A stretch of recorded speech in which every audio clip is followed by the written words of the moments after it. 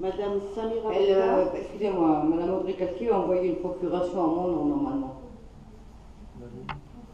Ah oui, notre procuration, pardon. Madame Samira Beka, absente, excusez, de notre procuration, Monsieur Obiegala. Oui. Madame Batoul Boukassem. Excusez. Madame Maricotte. Présente.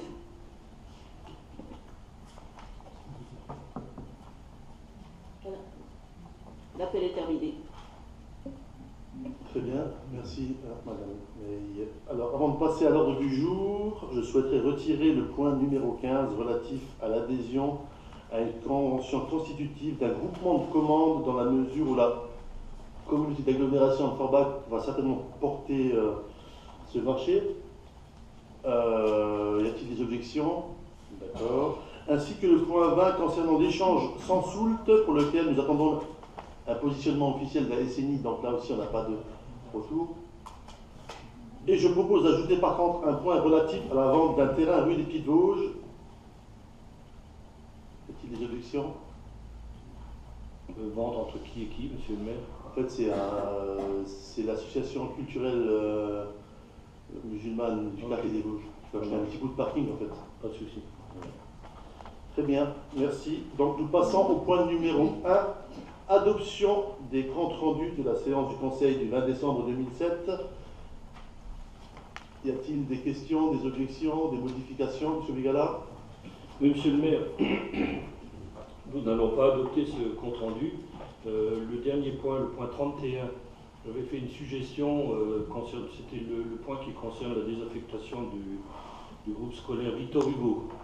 J'avais fait une suggestion demandant d'intégrer dans le texte de la délibération le fait que le préfet et le recteur d'académie avaient donné leur avis favorable. Ceci n'ayant pas été repris dans la délibération, c'était sous réserve, le vote unanime était sous réserve que ces modifications soient enregistrées.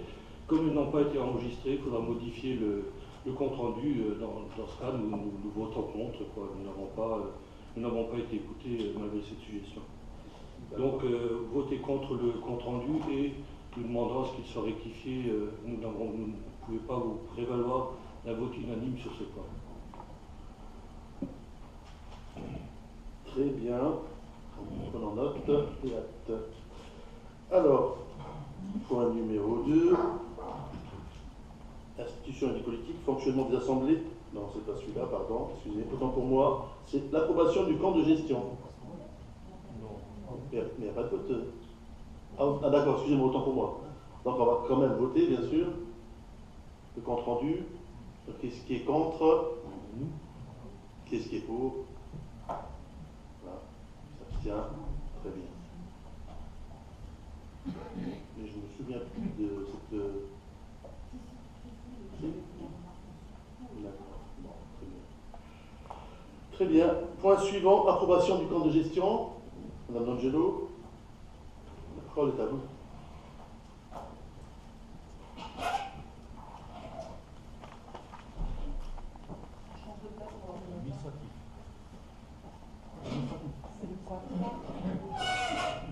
Le compte de gestion fait suite au compte administratif. Là, c'est le compte administratif. C'est votre bilan, monsieur le maire. Donc, je vais vous présenter le compte administratif 2017 du budget de la ville. Pardon.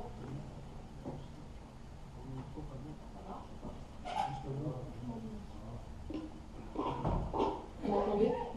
Ça va? Alors, je vais vous présenter le compte administratif du budget de la ville, puis le compte administratif du lotissement. Voilà. Et si le maire a parlé d'approbation du compte de gestion, vous verrez après, je vous expliquerai après. Alors, je peux juste faire comme ça. Si j'appuie juste là, ça marche? Ok. Donc, le compte administratif est un compte de résultat, contrairement au budget qui n'est qu'un instrument prévisionnel. Il relate les dépenses et les recettes effectivement réalisées. Donc, le compte administratif est scindé en deux sections, la section de fonctionnement et la section d'investissement.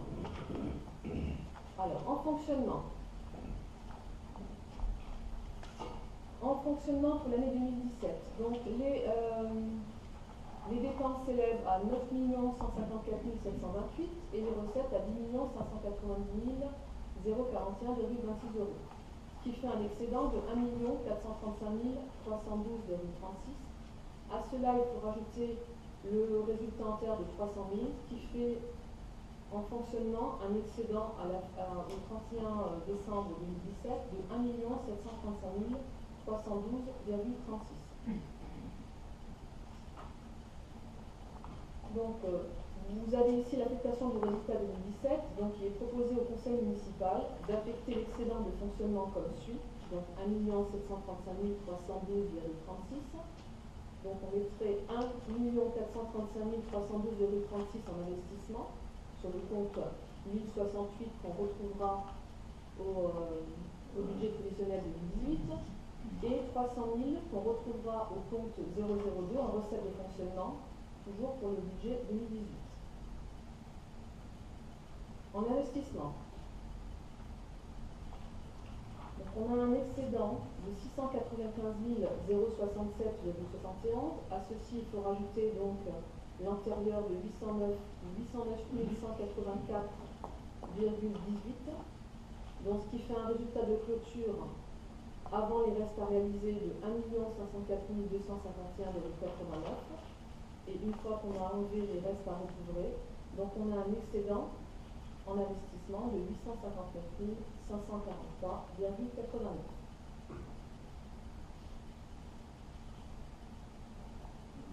Donc, en fonctionnement, on a un excédent de 1 735 312,36. En investissement, on a un excédent de 859 543,89. Ce qui fait pour l'année 2017 un excédent de 2 594 856,25 €. Donc, l'exercice 2018 démarre donc avec un excédent de 2 594 856,25.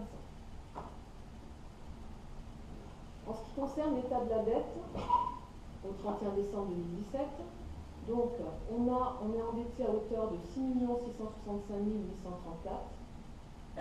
L'annuité représente 729 431, qui fait un ratio par habitant de 995 000. Alors que pour les communes de même strate, on est à 928 €. Donc si notre autofinancement était consacré en totalité au remboursement de la dette, notre dette serait épuisée en un peu moins de 4 ans. Or, c'est 3,8 années.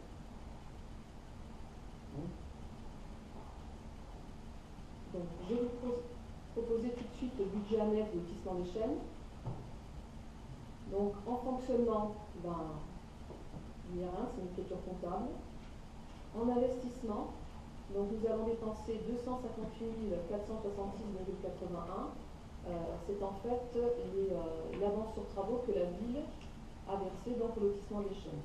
Donc le lotissement des chaînes, le budget de lotissement des chaînes, donc a un déficit de 258 466,81 qu'on retrouvera au budget 2018 et qui sera donc remboursé sur le budget vide.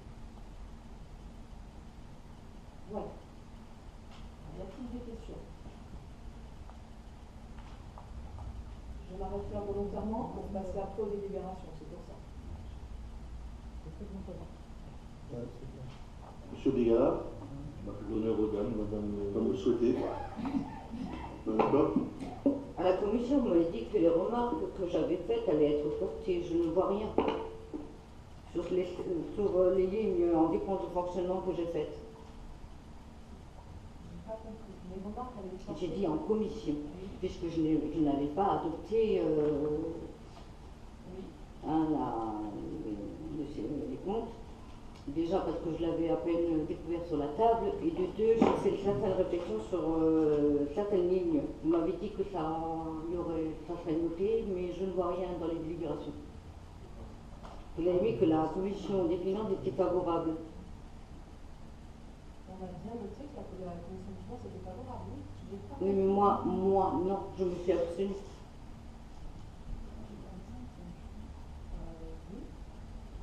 Normalement, ça aurait dû être spécifique sur la délibération, non? Ou bien? Non. Non, puisque la majorité a voté pour, donc sur avis favorable de la commission des finances. Donc il y avait la majorité. Oui. Non, mais je crois que c'était des questions par rapport À vos remarques, c'était ça, madame? Oui, par rapport aux lignes qu'on avait discutées, bien sûr. Et vous, monsieur le maire, vous avez dit que ça serait repris, vous l'avez dit à la commission. Que mes remarques seraient reprises, non? Non, mais je vous invite à les réitérer si... Mais oui, d'accord. Parce que franchement,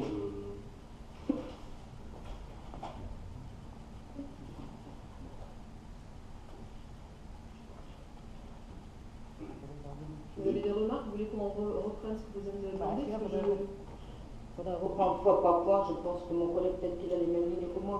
Bien. Forte chance alors. Je verrai. Je dirai OK ou pas.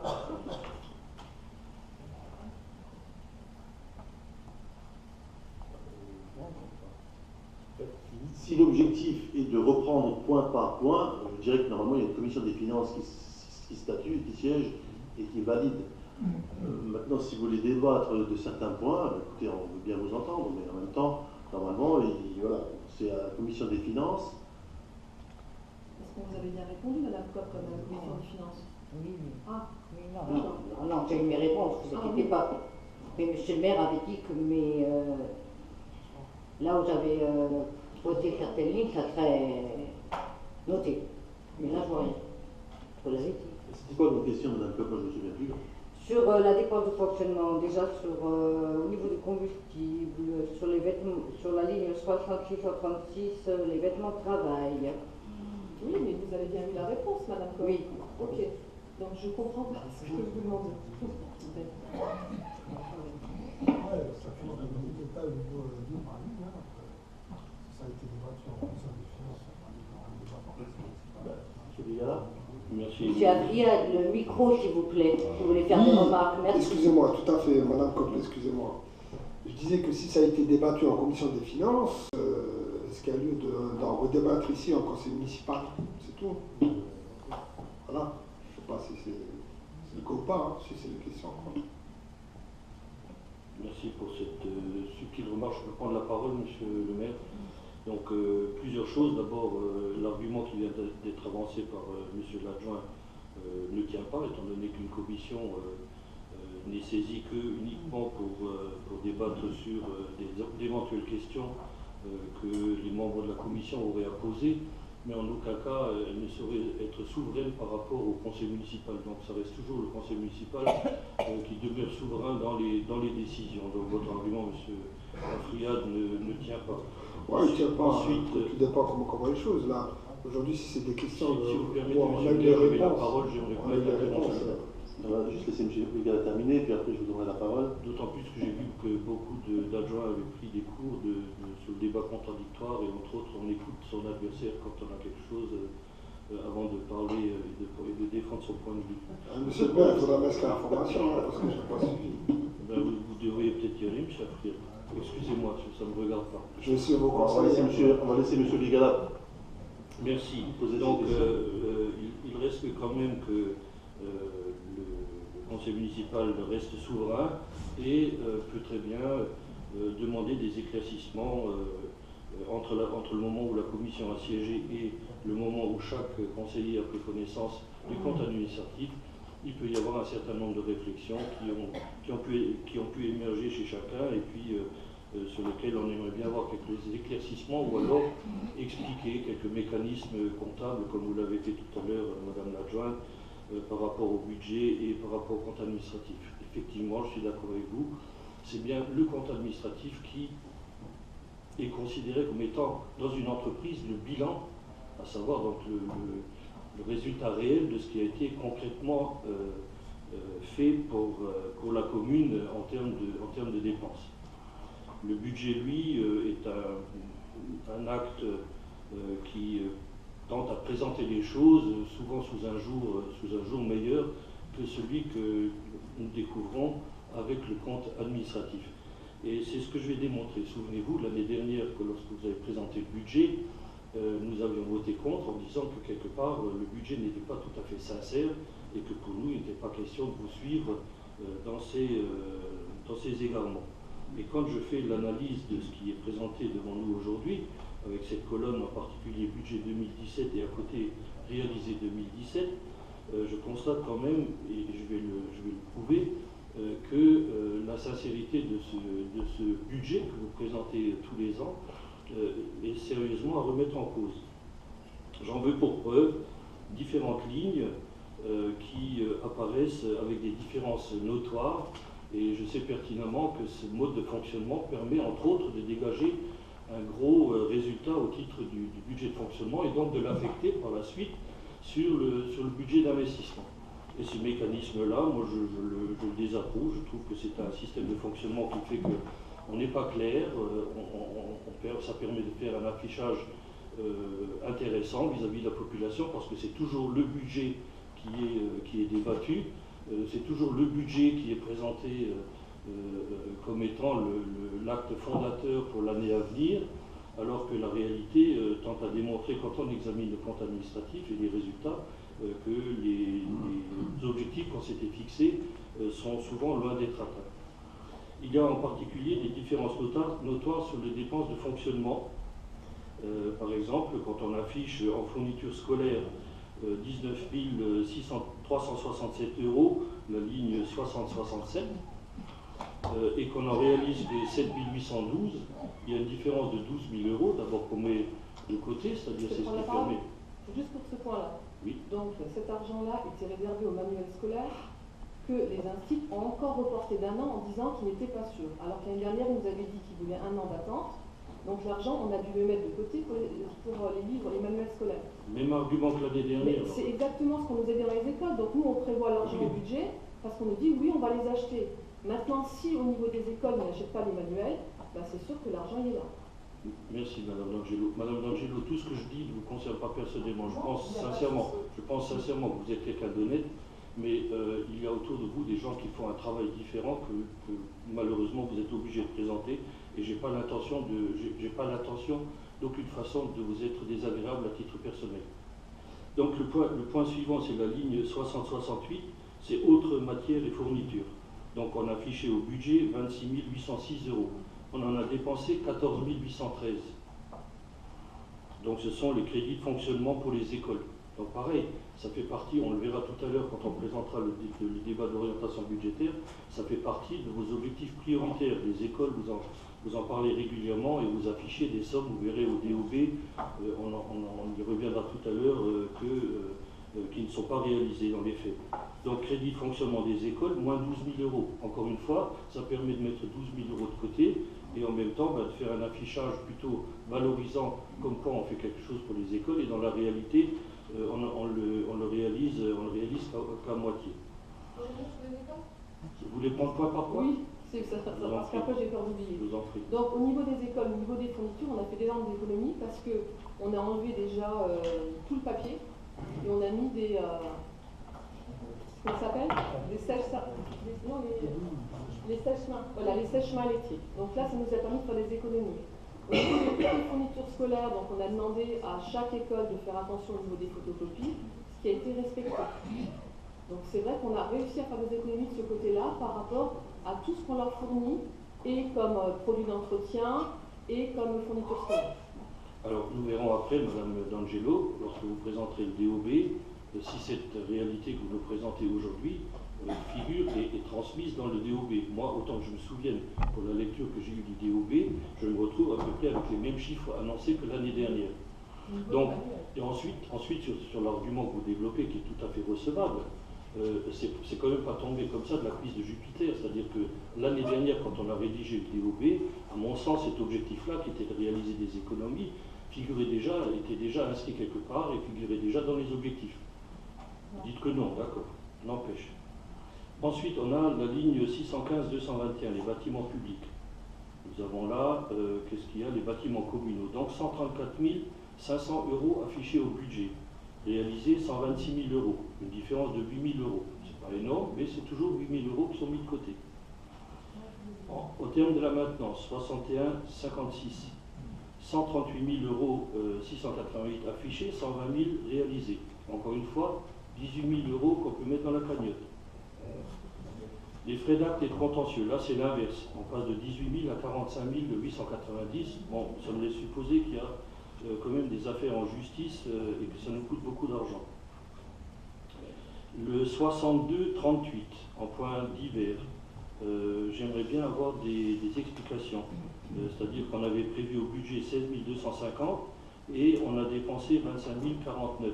Figure donc à côté frais TV8, Calico, mon Dieu c'est écrit tout petit, et plaquettes de communication, donc plus 10 000 euros. Est-ce que vous pouvez me le justifier s'il Bien vous sûr, plaît? tout à fait. Donc les Calico, on a fait beaucoup plus de manifestations, donc ça coûte beaucoup plus cher. Et les paquets de communication, on a imprimé cette année donc des cartes pour les condoléances, pour les naissances et pour les mariages. On peut savoir auprès de quelle société, parce que La lettre du maire. Synchro, Synchro. oui. D'accord.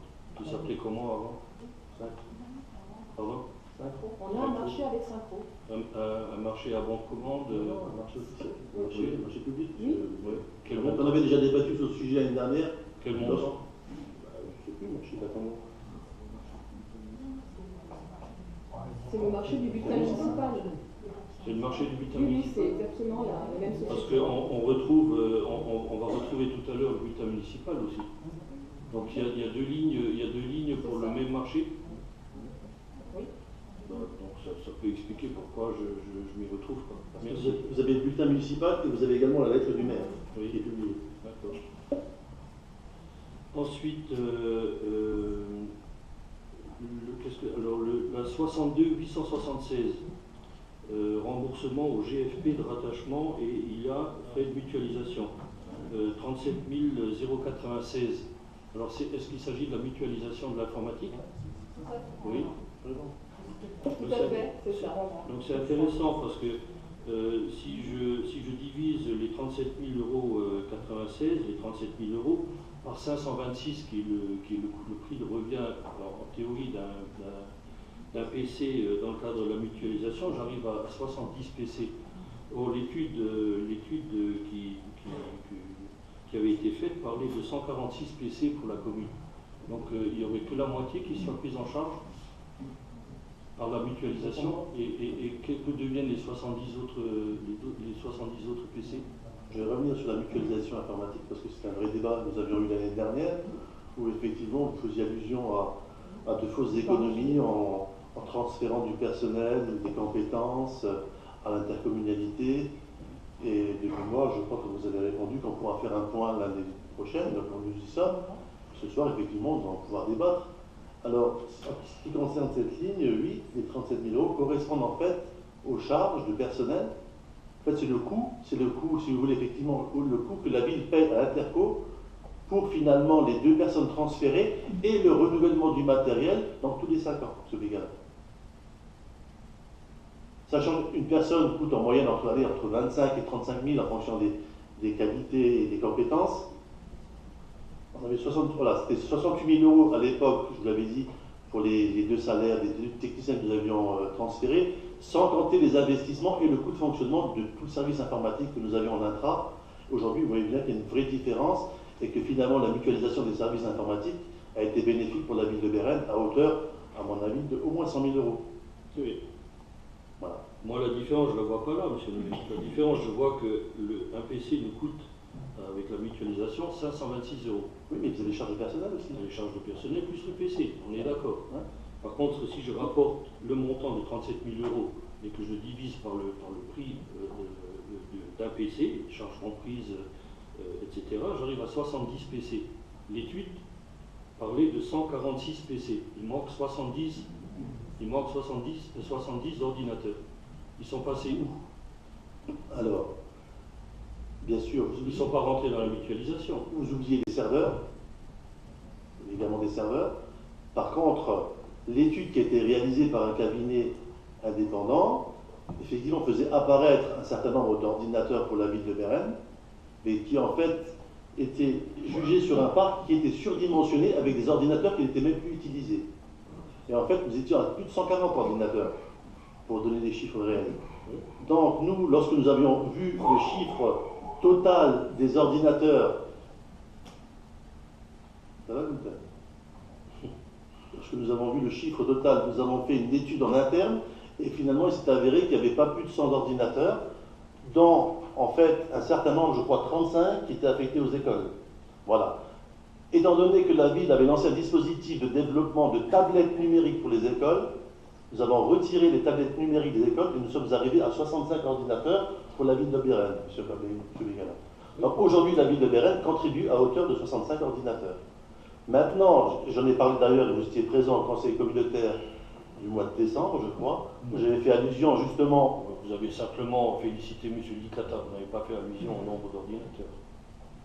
Je disais effectivement que le service informatique fonctionnait bien, mais en même temps, je pense que le coût d'ordinateur ne peut pas être le même que le coût d'une tablette.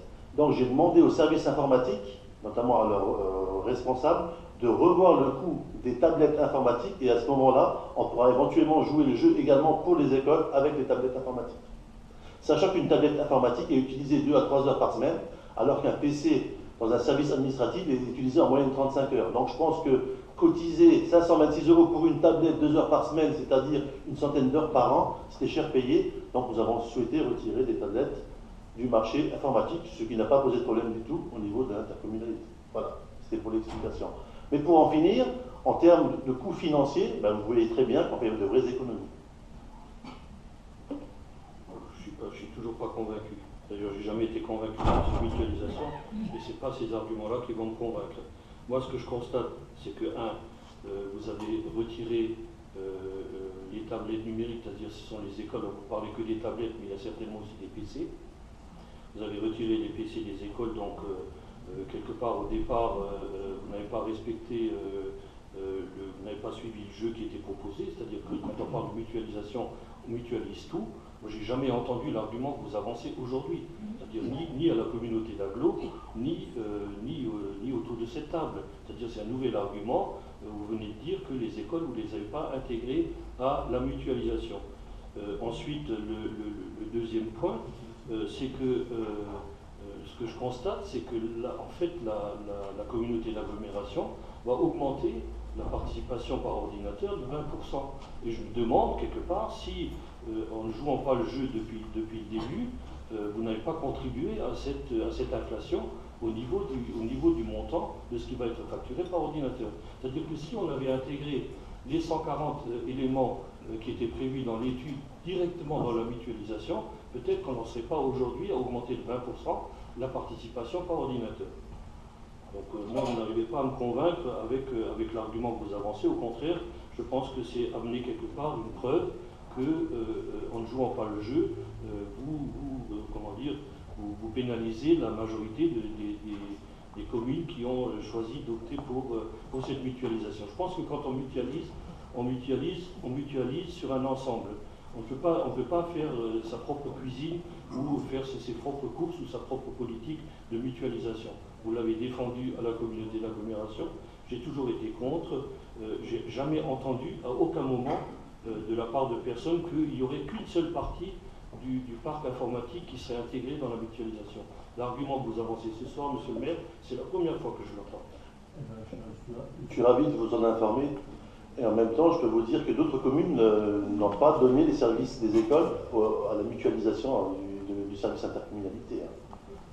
Donc, encore une fois, je le répète, nous allons certainement jouer le jeu à l'avenir, mais pour le moment, étant donné le prix qui est affiché sur la maintenance des tablettes, je pense qu'on peut encore revoir des choses. Voilà.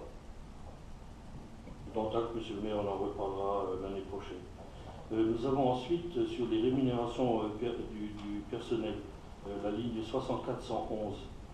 Donc là, on était au budget à 2 151 000 pour réaliser de 2 056 000. Ça fait quand même 100 000 € de différence. Encore une fois, 100 000 € qui rentrent dans la cagnotte, qui permettent d'afficher un résultat excédentaire qu'on va pouvoir virer sur la section d'investissement par la suite. Pareil pour... Je peux revenir sur ce point ? Bien sûr, madame. Donc, il s'agit du salaire des agents. Donc, on a 5 agents qui sont partis à la retraite cette année, dont un qui a demandé un départ volontaire. Voilà. Donc, du coup, moi, je suis bien contente d'avoir fait des économies sur ce poste-là. Madame D'Angelo, ce que j'essaie d'expliquer, c'est que c'est des choses qu'on sait à l'avance. On sait la personne qui a démissionné ou quoi, je ne sais pas, mais les 5 personnes qui sont retraitées, celles-là, on le sait d'avance. On le sait au moment du DOB, on le sait au Non, moment... pas toujours, c'est 6 mois avant. Donc, On le sait au moment du budget, on le sait au moment du budget. 6 mois avant, donc pour certaines, on n'a pas su tout de suite. C'est en octobre. Enfin, n'empêche, ça vous met 100 000 euros. Ce que je vais expliquer, c'est aussi le mécanisme qui est utilisé et que je déplore. Ensuite, nous avons les autres indemnités. La 6418, on passe de 353 000 du budget à 309 000, donc encore une fois 50 000 euros qui vont comme ça dans cette cagnotte. Qu'est-ce qu'on a en dessous? Les emplois, est-ce que je suis aux emplois d'avenir?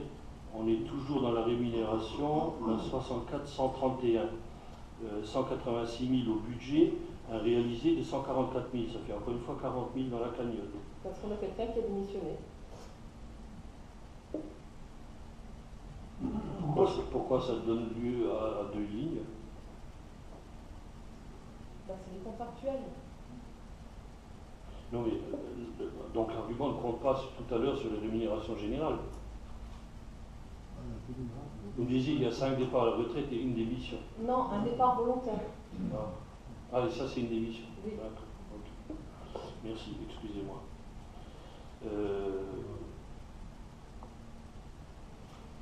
Voilà, et ça continue comme ça. Ce que je veux dire par là, c'est que qu'est-ce qu'on a encore? Tiens, un point sur lequel il ne devrait pas y avoir de différence. La 6811, la dotation aux amortissements et immobilisations, on sait quand même le matériel qu'on doit immobiliser. On affiche au budget 265 000 et en réalisé, on est à 214 000. Ça fait encore une fois une différence de 50 000 euros. Ça, quand même, ça devrait pas arriver. On sait ce qu'il y a à amortir. On le sait en début d'année, il n'y a pas de raison de surcharger cette ligne budgétaire, si ce n'est dans un but précis qui est de pouvoir afficher ces fameuses économies. Nous avons ensuite la ligne 651, c'est des redevances pour concession, brevets et licences. On a acheté pour 5 148 euros de redevances de licences et logiciels. Donc ça aussi, ça n'a pas été mutualisé là en fait. Vous allez me dire que c'est des logiciels pour l'école. Non, non, ils ne sont pas mutualisés, les logiciels.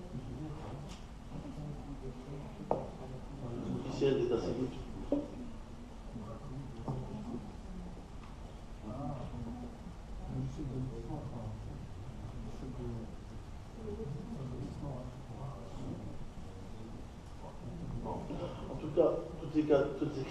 En tout cas, M. Béguin, il faudrait quand même que je vous dise quelque chose. Dites-moi ce que vous voulez, monsieur le maire. Non, mais je pense que ça va un peu vous toucher parce que, quelque part, vous avez quand même fait allusion tout à l'heure avec des propos un peu déplacés à des personnes qui seraient malhonnêtes, qui entourent certains conseillers. Je n'ai pas dit ça. Si, c'est ce que vous avez dit. Je dirais qu'elle était Mal entourée et qu'autour d'elle, bon. C'est vous qui interprétez là. Non, mais j'interprète pas, je relais ce que vous venez de dire tout à l'heure. Moi, je trouve que c'est franchement déplacé de votre part de parler comme ça. Très sincèrement. Parce qu'en plus, vous nous dites, vous annoncez des chiffres qui sont faux. Pourquoi vous ne dites pas, mais finalement, vous voyez, vous étiez une jeune équipe en 2014, j'avais vraiment un sérieux doute, et aujourd'hui, je me rends compte que vous faites d'excellent travail. Vous voyez, c'est plutôt là où je dirais, M. Béguin, vous êtes quelqu'un d'honnête et le franc, alors que vous cherchez des arguments qui ne tiennent pas la route. Franchement, vous allez me dire, quoi, ligne par ligne, qu'on a fait des fausses économies. Mais les Berrinois sont contents qu'on a fait des économies. Il n'y a que vous qui n'êtes pas contents. J'ai l'impression que vous voulez vraiment toujours faire du déficit. Alors, malheureusement, votre bilan, vous le porterez toute votre vie. Alors, je vous le répète, malheureusement, c'est le passé. Mais l'avenir, si vous voulez gérer la ville de Bérel, parce qu'apparemment, vous avez mis sur un site, je ne sais plus son nom, que vous voulez repartir au municipal 2020, si vous voulez gérer la ville avec du déficit, ben, annoncez également aux Berrinois que votre façon de gérer, c'est une façon honnête, mais par contre, vous allez continuer à emprunter, continuer à recruter, continuer à creuser le trou dans lequel vous nous avez, entre guillemets, déjà bien installé. Voilà ce que je voulais vous dire. Merci. Merci, c'est très gentil. Ce que j'ai à dire par rapport à ça, c'est que, je considère que Mme D'Angelo est quelqu'un d'honnête. Ensuite, autour d'elle, effectivement, il peut y avoir des gens mal intentionnés. Je n'ai pas dit qu'il Vous n'avez pas dit il peut, vous avez dit il y a. Eh bien, oui, donc Je vous avais dit il y a, ça veut dire que vous le pensez. On regardera l'enregistrement tous les deux sur les sites comme Problème. Par contre, je trouve franchement ça pas très sympathique de votre part. Par contre, on verra, on est parti là pour 2 heures de débat, on verra au cours de la soirée, parce que j'aurai d'autres arguments qui vont démontrer, noir sur blanc, preuve à l'appui, que ce que je dis ici ne sont pas des mots en l'air. Et concernant votre équipe, votre jeune équipe, effectivement, en 2014, c'est exactement l'inverse. Je pensais, voilà une jeune équipe qui pourra aller loin, qui pourra prendre les rênes de la ville à l'avenir et qui pourra faire du bon travail.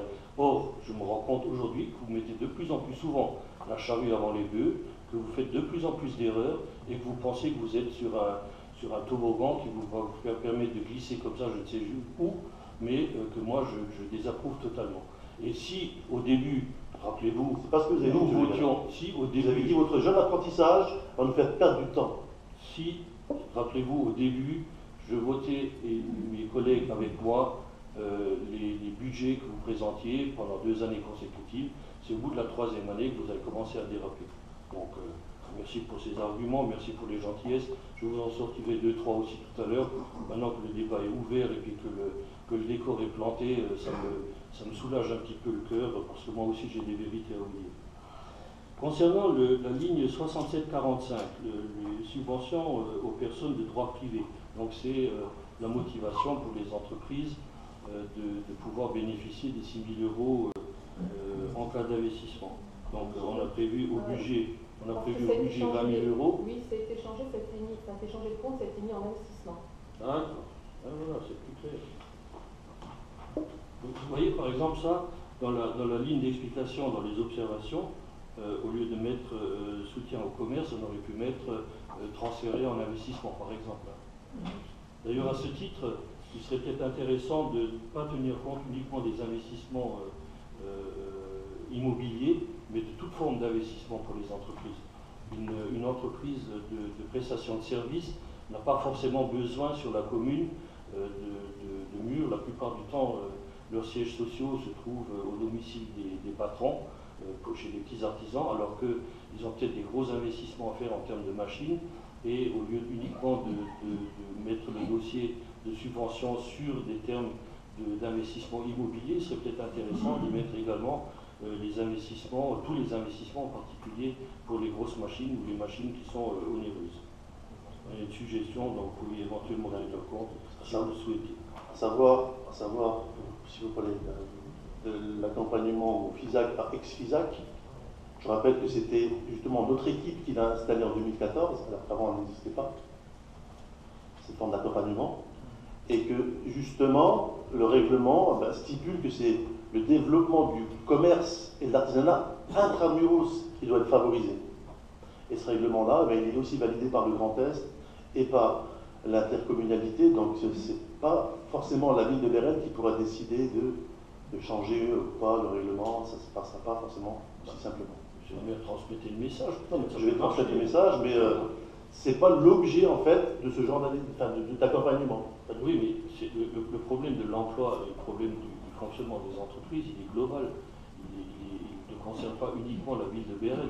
C'est-à-dire qu'on peut très bien imaginer le siège social d'une entreprise se situant sur Bérel et qui va travailler principalement, je ne sais pas moi, sur le secteur de Metz. Ça concerne quand même, à partir du moment où ça génère de l'emploi et que ça permet à cette société de faciliter un peu son haut de bilan, parce que l'investissement en machine permet de consolider le haut de bilan, ce sur quoi les banquiers sont extrêmement sensibles, ça montre également la confiance qu'on a dans ces entreprises et ça permet de pérenniser les emplois. C'est une réflexion qui serait peut-être intéressant de mener à plus haut niveau. Voilà ce qui concerne le budget de fonctionnement. Ensuite, nous avons au niveau des investissements, d'abord le même mécanisme qui consiste toujours à afficher de grosses sommes qu'on envisage de dépenser et des réalisations qui, elles, sont nettement plus faibles. En particulier, une qui me chagrine, c'est que sur la ligne 21-312, donc bâtiment scolaire, enseignement premier degré, la sous-ligne 108, on avait au budget 185 833 €, ce qui est plutôt flatteur pour les écoles en termes de travaux, et on en réalise 103 346. Ça fait 82 500 € de moins. Pareil pour les gymnases. Je peux parler? Je vous en prie, Madame D'Angelo, ne me demandez pas la permission. Je Si vous à ai chaque dit, fois vous parlez, après je vous dis ce que je vous ai dit hier et aujourd'hui qu'on sera gentil. Ah d'accord, je sais pas, j'ai pas encore vu que vous étiez gentil, mais bon, c'est pas grave. Ça viendra.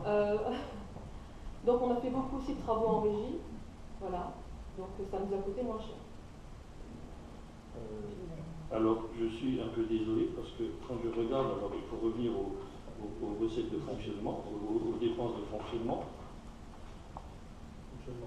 Oui.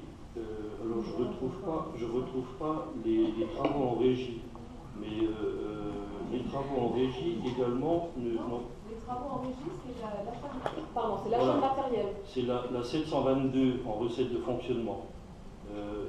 Voilà, c'est les 30 000 euros dont vous parlez là à l'instant. C'est dans l'achat de matériel. Je ne sais pas où vous êtes, monsieur Bégala. Là, je suis revenu aux recettes de fonctionnement. Vous dites qu'il y a eu des travaux en régie sur les écoles. Oui, oui. Et est-ce que je peux savoir le montant de ces travaux? Est-ce que c'est à hauteur des 80 000 On a euros? tout mis ensemble, alors je ne peux pas vous dire exactement, je ne m'en souviens plus. Fabien, si tu connais le montant exact, t'es forte, je veux dire. Non, je veux dire, on a tout mis C'est ensemble. le montant après. Travaux en régie, là. Vous voyez? Bon, allez, passons. D'accord. Oui, je suis gentil. Ensuite, nous avons le boulodrome, toujours le même chapitre, la ligne 35, 50 000 euros d'affichés au budget, réalisé 0. Parce que ça a été reporté en 2018. Ça a commencé là. Voilà. Oui, c'est en cours là. La bibliothèque, la médiathèque, on affiche 220 000 euros, réalisé 0. Là, c'est en cours. Oui, mais C'est le marché. Il y a des choses qu'on ne peut pas maîtriser. Il y a des marchés publics, il y a parfois des marchés qui ne se positionnent pas comme on le souhaiterait. Malheureusement, après, les entreprises ne jouent pas forcément le jeu comme on le souhaiterait. Elles prennent du retard dans les commandes. Je sais que là, sur la bibliothèque, c'est du gré des Vosges qui a été commandé en novembre, qui n'est toujours pas livré, par exemple. Alors maintenant, on nous dit, oui, mais avec les intempéries, on ne peut pas venir. Vous voyez, à un moment, on n'est pas forcément toujours responsable de ce qui se passe. ça jette un doute sur la véracité et sur la sincérité des chiffres qui sont présentés. Ensuite, la sous-ligne 57, la dame, je vous en remercie. Donc c'est quelque chose que j'avais demandé l'année dernière.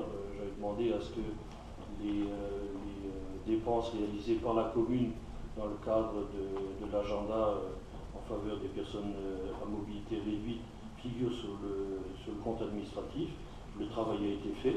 Donc on avait affiché au budget 85 000 euros l'année dernière, réalisé 26 598. Mais j'aurai l'occasion d'y revenir et d'en débattre avec M. Afriat qui meurt l'envie de pouvoir exposer son point de vue. Les travaux. Quand il présentera le rapport annuel de la commission ad hoc, la commission qui s'occupe de la DAP. Donc ce que je constate, c'est qu'on a dépensé 26 000 euros pour les personnes handicapées, en faveur des personnes handicapées. On en affiche 85 000, on en avait affiché en réalité 164 000 sur 1 600 000. On y reviendra tout à l'heure, rassurez-vous, j'y manquerai pas. Le matériel informatique, la ligne 2183, enseignement du premier degré, alors donc là pareil, on retrouve des équipements informatiques. Vous avez donné la ligne 108 une première explication, donc 1902 euros d'équipement informatique, le skip chagrin, donc qui vient un petit peu à l'encontre de l'argument que vous développez tout à l'heure, qui était que seules les écoles n'ont pas été mutualisées, puisque je retrouve en ligne 25, mairie, 8 420 euros d'équipement informatique. Donc j'aimerais savoir ce que c'est, pourquoi est-ce qu'on n'est pas passé par la communauté d'agglo dans le cadre de la mutualisation pour acheter ce matériel.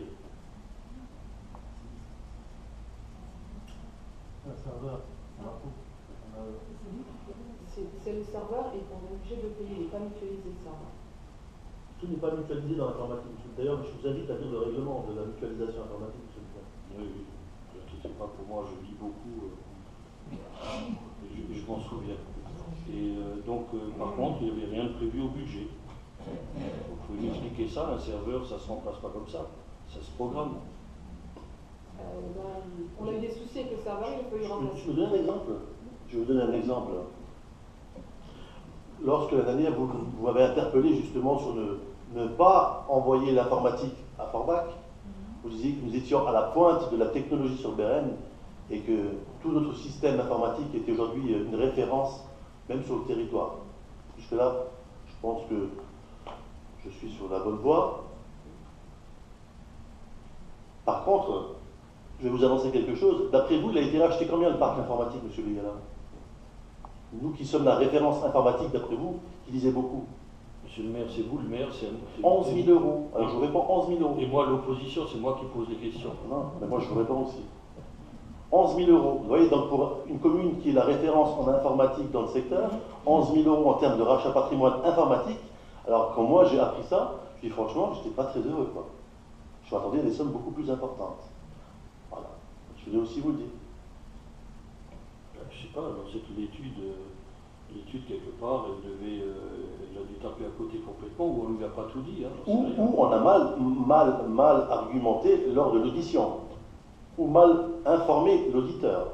Voilà, après, je ne sais pas ce qui s'est passé, mais moi ce que je sais, c'est qu'aujourd'hui, on a déjà reçu 11 000 euros pour l'ensemble, enfin pour les ordinateurs qui ont été rachetés, et je trouve que c'est une somme qui est complètement dérisoire par rapport à un parc informatique. Voilà.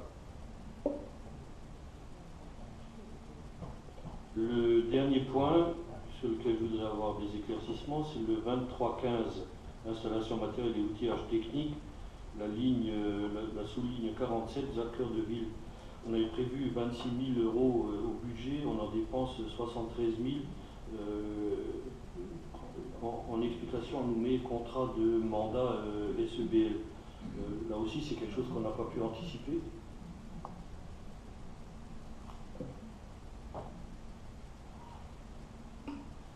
Par rapport à l'aménageur. En fait, c'est les éléments qui ont été rajoutés. En même temps, il y a eu un avenant, je parle de contrat, qu'on a voté l'année dernière, et il y a des travaux aussi qui ont été rajoutés. Voilà, il y a la qualité et des travaux qui ont été rajoutés. Et la prestation donc, est forcément revue à la hausse. Voilà. Merci, monsieur le maire, pour ces explications. J'en ai terminé pour le compte administratif.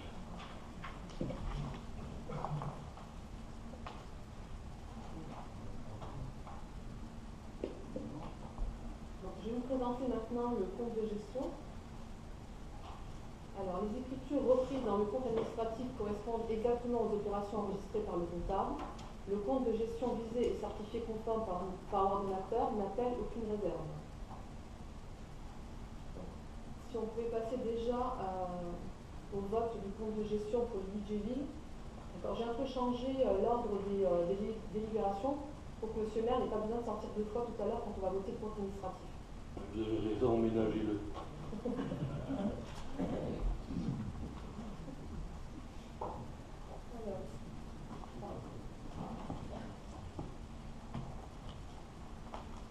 Donc pour l'approbation du compte de gestion du budget exercice 2017, donc il est proposé au conseil municipal de déclarer que le compte de gestion dressé pour l'année 2017 par le receveur, visé et certifié conforme par l'ordonnateur, n'appelle ni observation ni réserve de sa part.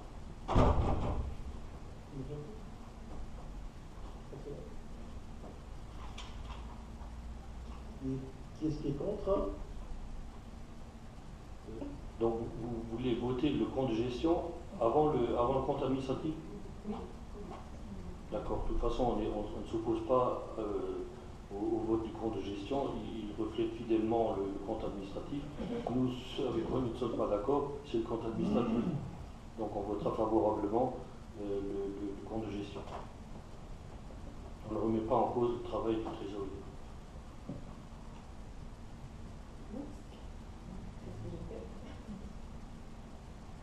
Voilà. Donc on va voter maintenant le compte de gestion.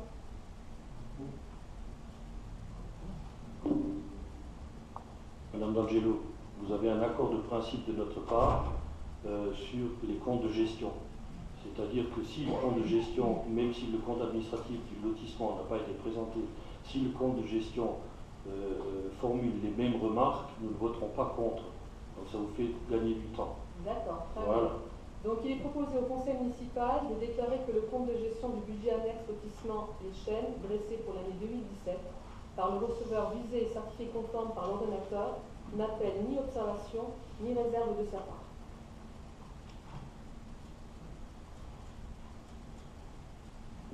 Qu'est-ce qui est contre? Qui s'abstient? À l'unanimité. Très bien, Fabienne. Alors, maintenant, donc, on va voter les comptes administratifs et je dois sortir. Très bien, donc je... Il faut d'abord présenter le compte administratif du lotissement. Je vais présenter. Ah bon? Ah si, je suis Ah certain. bon? Je peux vous remonter si vous voulez. Non, mais c'est bon, de toute façon, il est tellement neuf, Il y avait 256 000. il ne peut pas être fou. Voilà. Donc, Madame Roger, vous avez présidé?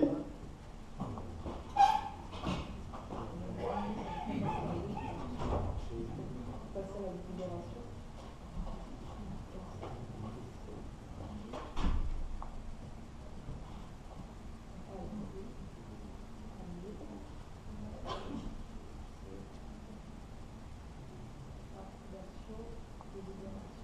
C'est 23.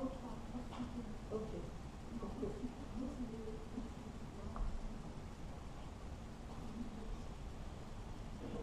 Pour que vous l'ayez sous les yeux.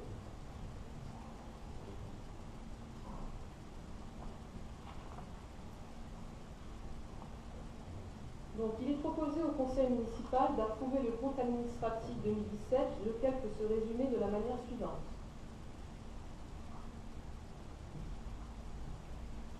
Donc, en fonctionnement, nous terminons l'année avec un excédent de 1 735 312,36. En investissement, donc 859 543 000,89, ce qui fait un total de 2 594 856,25.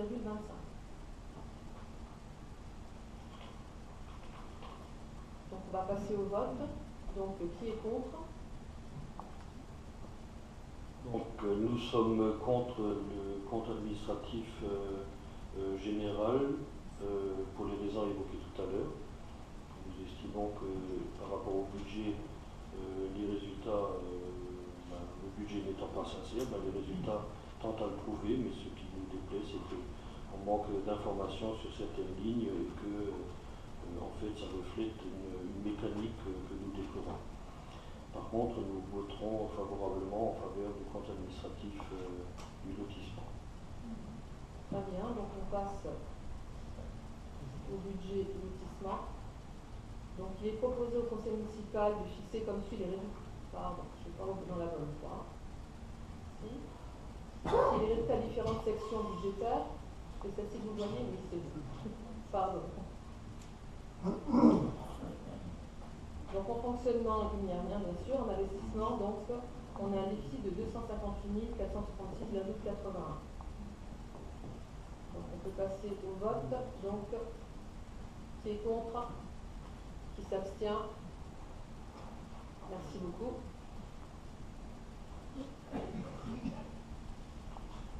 On va appeler donc Monsieur le maire, qui peut être là pour l'affectation du résultat.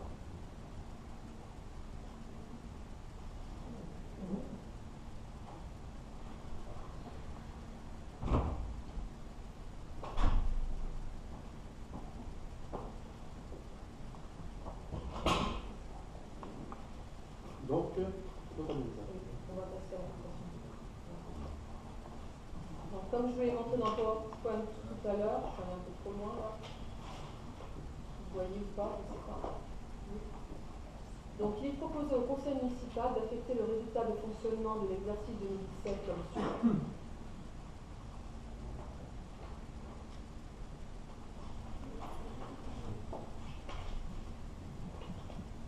Donc l'excédent en fonctionnement se monte à 1 735 312.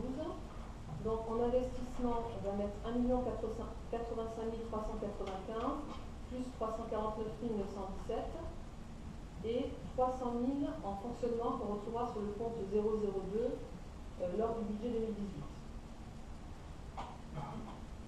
Voilà. bien. Merci Fabienne. On va passer au vote. Qu'est-ce qui est contre? Jugé. Qui s'abstient? Très bien. Délibération suivante. Maintenant, nous sommes à la délibération.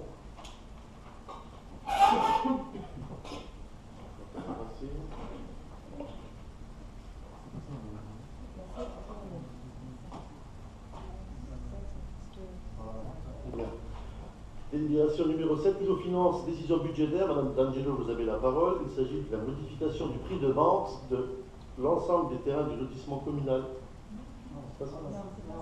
C'est une remise de dette. Ah bah, chez moi, la 7, c'est ça. Hein. Non, c'est la 731. Allez, on va mettre une erreur.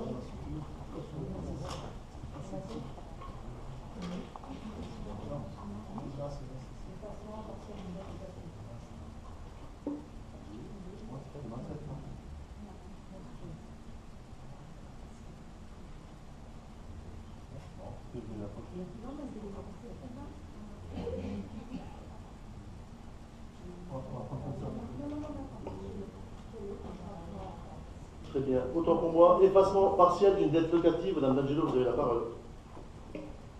Vu les dispositions du Code général des collectivités territoriales, vu la liste des loyers non recouvrés dressée par le trésorier municipal en date du 30 janvier 2018, vu l'avis favorable de la Commission des finances en date du 20 février 2018, vu la demande de remise gracieuse d'une dette locative en date du 17 janvier 2018, considérant la demande de remise de locataire de 3 454,65 € pour des loyers et charges impayés de janvier 2016 à janvier 2017, considérant que le logement communal a été libéré le 14 mars 2016, mais que les clés n'avaient pas été restituées, les factures ont donc continué à être établies.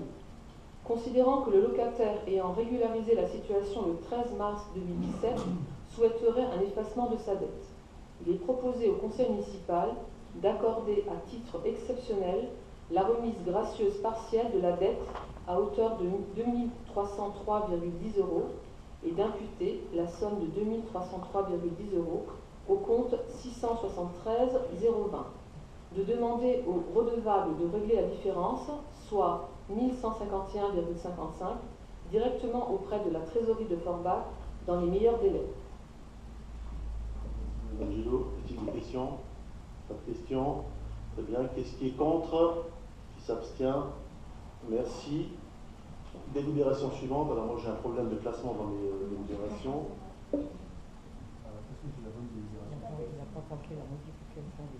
D'accord, donc là c'est à moi. En fait c'est simplement de l'information. D'accord, donc dotation de solidarité urbaine, DSU, donc je vais vous présenter la ventilation 2017. Donc il sera donc demandé de prendre acte de l'information. Alors au niveau des réalisations et participations, pour un montant total DSU de 5 441 035 €, la ventilation est la suivante. Subvention de fonctionnement CCAS 583 000 €. Subvention de fonctionnement aux associations à vocation culturelle 92 315 €. Subvention de fonctionnement aux associations à vocation sociale 1 225 €. Subvention de fonctionnement aux associations sportives 72 250 €. Pour l'emploi et l'insertion 610 424 €. Pour les études de renouvellement urbain 44 197 €. Au niveau des équipements sportifs 668 763 €. Équipement culturel 191 841 €. Éducation petite enfance 188 439 €. Équipement scolaire 398 986 €. Sécurité et tranquillité publique 46 818 €. Pour l'amélioration du cadre de vie 191 160 €. Pour tout ce qui concerne la ZAC Cœur de Ville 1 181 731 €. Et les travaux de réfection et d'entretien des voiries 169 886 €. Donc il s'agissait simplement de prendre acte de cette subvention. Monsieur Bégala, je vous donne la parole. Oui, merci, monsieur le maire. Oui, nous en prenons acte. Je demanderai simplement à l'Assemblée de mémoriser les subventions de fonctionnement aux associations sportives à hauteur de 72 000 €. Merci bien.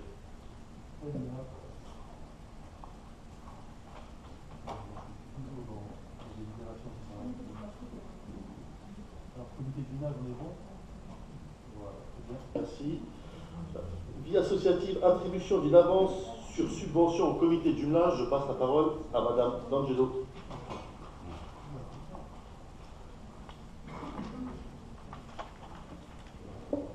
Vu le Code général des collectivités territoriales et notamment les articles L2121-29 et L2321-1, considérant qu'un nouveau jumelage avec la ville de Boussu-Ornu en Belgique se développe, engendrant des déplacements et réceptions supplémentaires dès le début de cette année 2018, considérant que dans le cadre de ce nouveau partenariat, 2 classes d'une école élémentaire de Beren-les-Forbach se déplaceront ce printemps à Boussu-Ornu, considérant que parallèlement, une coopération se met en place avec la ville de Tingir au Maroc, générant des frais de déplacement afin de définir les contours d'un échange à construire, considérant qu'il est prévu de recevoir ou de se déplacer dans les villes déjà jumelées, telles que Konstantinów-Łódzki en Pologne et de Carbonia en Italie, considérant que pour ne pas perturber le bon fonctionnement du comité de jumelage en attendant le vote du budget primitif 2018, l'association nécessite une avance de subvention à hauteur de 10 000 €.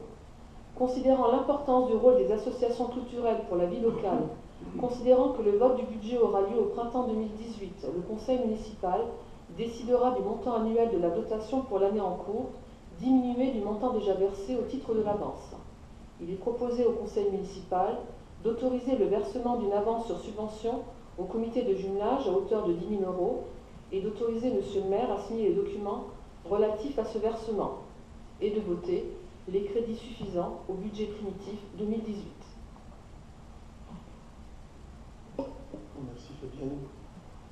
Y a-t-il des questions sur le jumelage, M. Bégala? Oui, Monsieur le maire, sur la forme et sur le fond. Sur le fond, d'abord, du versement de subventions au comité de jumelage, évidemment, nous n'y sommes pas opposés. Par contre, sur la forme, sincèrement, cette délibération telle qu'elle est rédigée là, ça ne me parle pas du tout. Parce que moi, considérant, donc déjà les termes utilisés, théoriquement, en matière juridique, quand on écrit considérant, c'est qu'en droit, ce terme-là signifie qu'on se réfère à une décision qui a déjà été prise. Or, je ne me souviens pas avoir pris une telle décision au sein de ce conseil municipal concernant le jumelage avec la Belgique. On n'en a jamais parlé. J'ai lu ça dans la presse, je l'ai appris dans la presse. Il en va de même pour la coopération qui est envisagée avec Tingir. Je l'ai découvert, enfin on me l'a montré, sur le compte Twitter de M. Muller, comme quoi vous étiez dans cette merveilleuse ville et cette merveilleuse région de Tingir. Un bon choix, entre parenthèses, je pense que c'est tout à fait indiqué, étant donné le nombre de personnes qui viennent de cette région et qui habitent dans notre commune.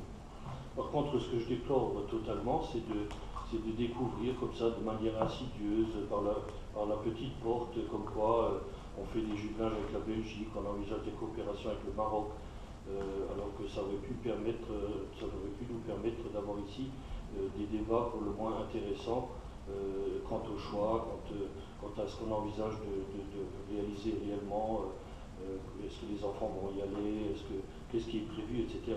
Alors que là, on le découvre vraiment, on nous dit, voilà, écoutez, vous n'avez qu'à aller vous faire voir ailleurs, le match est joué, maintenant il s'agit de donner de l'argent, et puis basta, l'information, vous la prendrez à travers la presse.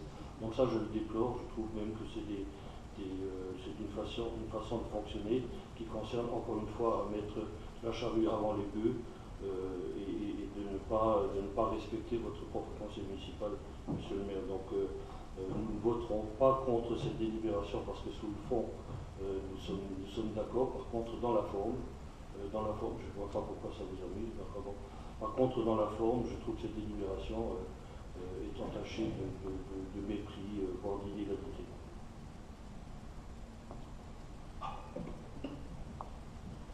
Monsieur Bégala, franchement. J'ai moi-même souhaité que vous intégriez le comité de jumelage. Si ça a à voir, parce que tout ce que vous avez dit a été débattu à plusieurs reprises lors des réunions de comité de jumelage, et vous n'étiez pas présent, M. Bégala. Alors que à l'époque, il y avait des personnes mal intentionnées, oui, je peux le dire, je ne parle pas de vous, hein, qui souhaitaient même que nous enfin, c'était quoi l'histoire? Oui, ils ne voulaient pas que nous-mêmes siégions dans le comité de jumelage. Et à l'époque, quand j'ai tapé sur la table en disant c'est pas normal, et je demande même que M. Begala, qui avait signé le jumelage avec Carbonia, doit être également membre. Bon, M. Begala, j'ai même insisté pour que vous fassiez partie de ce comité de jumelage. Maintenant, si vous siégez pas, je suis désolé, c'est pas notre faute.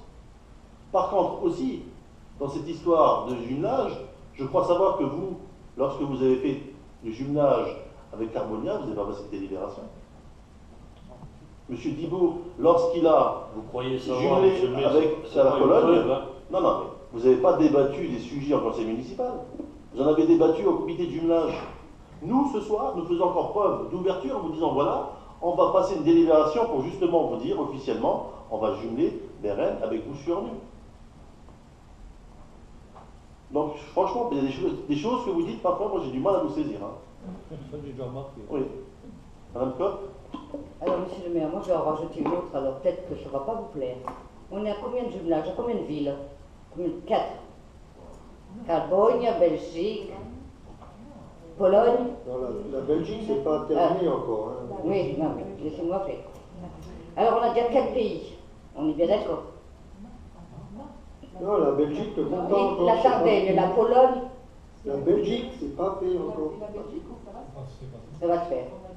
Qu'est-ce qu'on a vu dans la presse? C'était quoi? C'est la première signature, mais s'il faut faire la deuxième signature. Oui, mais nous n'avons pas été conviés à la première. Que normalement, ça devrait déjà être un truc officiel. Mais c'est pas là que je veux en venir. Je veux en venir qu'avant qu'on fasse 10 pays, 20 pays, qu'on continue à suivre déjà le premier jumelage. C'est la loi dans le truc des jumelages, quand on fait un jumelage. Entre-temps, moi, je n'ai pas vu d'échange entre la Sardaigne et les Ibériennes.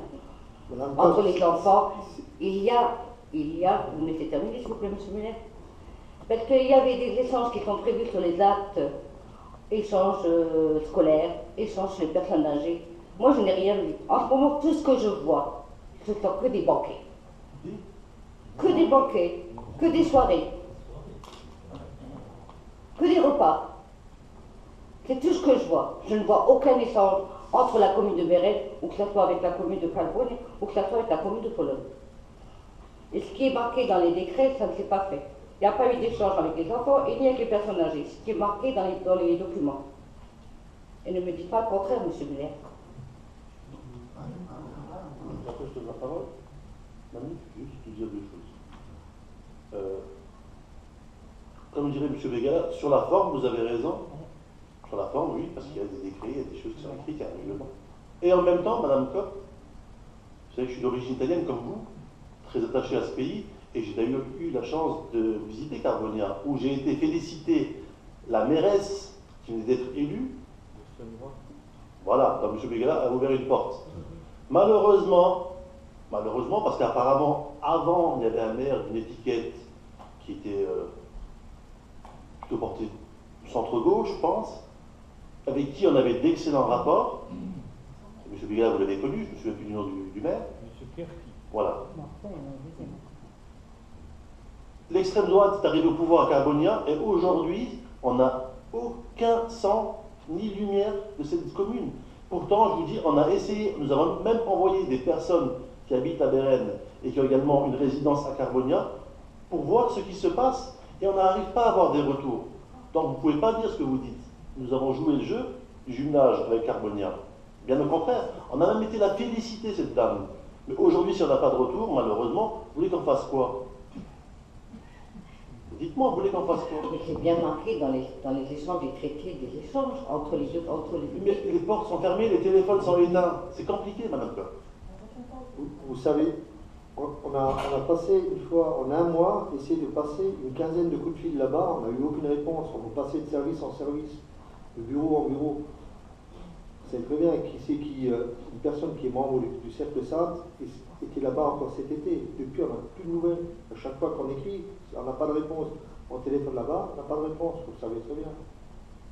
Vu que vous êtes au Cercle Sainte, vous êtes en contact avec ces personnes-là. Monsieur Muller, je ne mélange pas mon poste d'élu avec mon poste de secrétaire au cercle SAP. Ce sont deux choses différentes. On est Vous bien d'accord. Vous êtes tout à fait informé de ce qui se passe Je avec ne, Carbonia. je ne mélange pas, M. Muller, C'est pas une histoire mes de mélanger, casquettes. c'est Je ne simplement- mélange pas.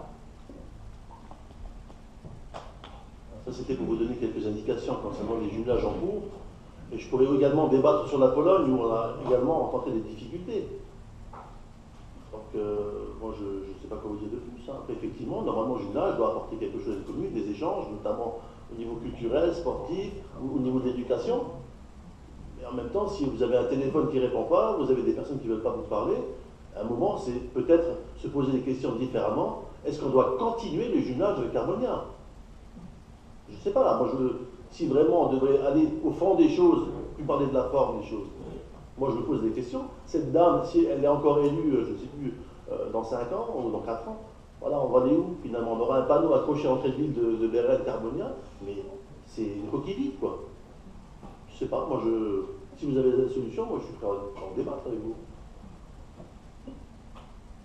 Les gars? Oui, monsieur le maire, essayez peut-être par le milieu associatif. Voilà, vous n'êtes pas obligé de passer systématiquement par la mairie. Il peut y avoir des échanges interculturels entre une association de Bérel et une association de Carbonia. S'il faut chanter le maire parce qu'elle n'est pas disposée à jouer le jeu dans le cadre des jumelages, il faut trouver d'autres moyens. Et ceci c'en est un de fonctionner avec les associations. Je tiens à vous remercier pour le fait m'avoir permis d'intégrer le comité de jumelage. J'ai assisté à une réunion, je me suis ouvert auprès du président en lui disant que, comme vous l'avez évoqué tout à l'heure, et je ne reprendrai pas vos propos, un certain nombre de personnes tenaient des propos qui n'étaient pas recevables dans le cadre d'un comité de jumelage, des propos qui étaient carrément racistes. D'ailleurs, il devrait peut-être prendre contact avec la maire de Carbonia. Ils arriveraient peut-être à s'entendre. Donc j'ai dit que j'avais demandé à M. le Président de veiller à ce qu'à l'avenir, il y ait peut-être d'autres personnes qui rejoignent ce comité de jumelage, et quand ce serait fait, je serai à nouveau présent pour œuvrer dans le bon sens. Voilà. Donc ceci explique cela. Très bien, pour toutes ces explications, on va passer au vote de cette délibération. Monsieur Muller, vous ne pouvez pas voter. Non, c'est là, c'est à côté. Alors, qu'est-ce qui est contre? D'ailleurs, moi aussi, Qu'est-ce qui est contre? Qui s'abstient? Très bien, merci pour cette délibération. Et nous passons à la délibération suivante. Alors, oui, moi j'ai mes délibérations. Même sur la forme, j'insiste, le nombre de considérants ne se justifie pas. Trouver autre chose. Hein. Il est à noter que, ou vu que, etc., mais pas considérant. Considérant, c'est un terme de droit qui présuppose qu'il y a une décision qui a été prise.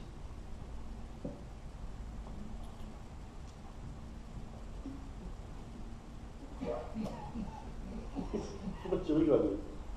Pourquoi tu rigoles? Arrête de rigoler. Allez. Alors, Je vais essayer de rigoler, à la fin il rigolera moins. Quand vous dites ça, monsieur Muller, attends, rigolez quand même. Mais non, allez. On va avancer. Je ne sais pas par contre si je suis à la bonne délibération. Moi, sous mes yeux, j'ai la création de salle de remise en forme. Alors, moi j'ai un vrai souci avec mes délibérations ce soir, je suis désolé. Oui. Non, non. Non, non, c'est la création de la salle. 10, moi j'ai comité de jumelage. Non, je suis désolé, mais moi j'ai ma pochette est pas tout à fait à jour. Voilà. Si vous voulez passer une pochette qui fonctionne, dans l'ordre. Sinon, je vais retrouver la délibération. Transformation d'un poste suivant un avancement, c'est ça? Alors, excusez-moi. Donc, chez moi, c'est la délibération numéro 12. Alors, Madame D'Angelo, la parole est à vous. Il s'agit donc de la transformation d'un poste suite à un avancement de grade en 2018. Voilà. Non, monsieur le maire, vous oubliez la 11. Oui, mais là, il ne trouve pas. La salle de remise en forme. On fait la 12, on va la 11 à Désolé, non mais ma pochette, je ne sais pas qu'est-ce qu'il y a mis. Monsieur le maire, c'est vous le chef, vous faites comme vous voulez. Moi j'ai le même ordre que monsieur le maire, donc je ne sais pas. D'accord.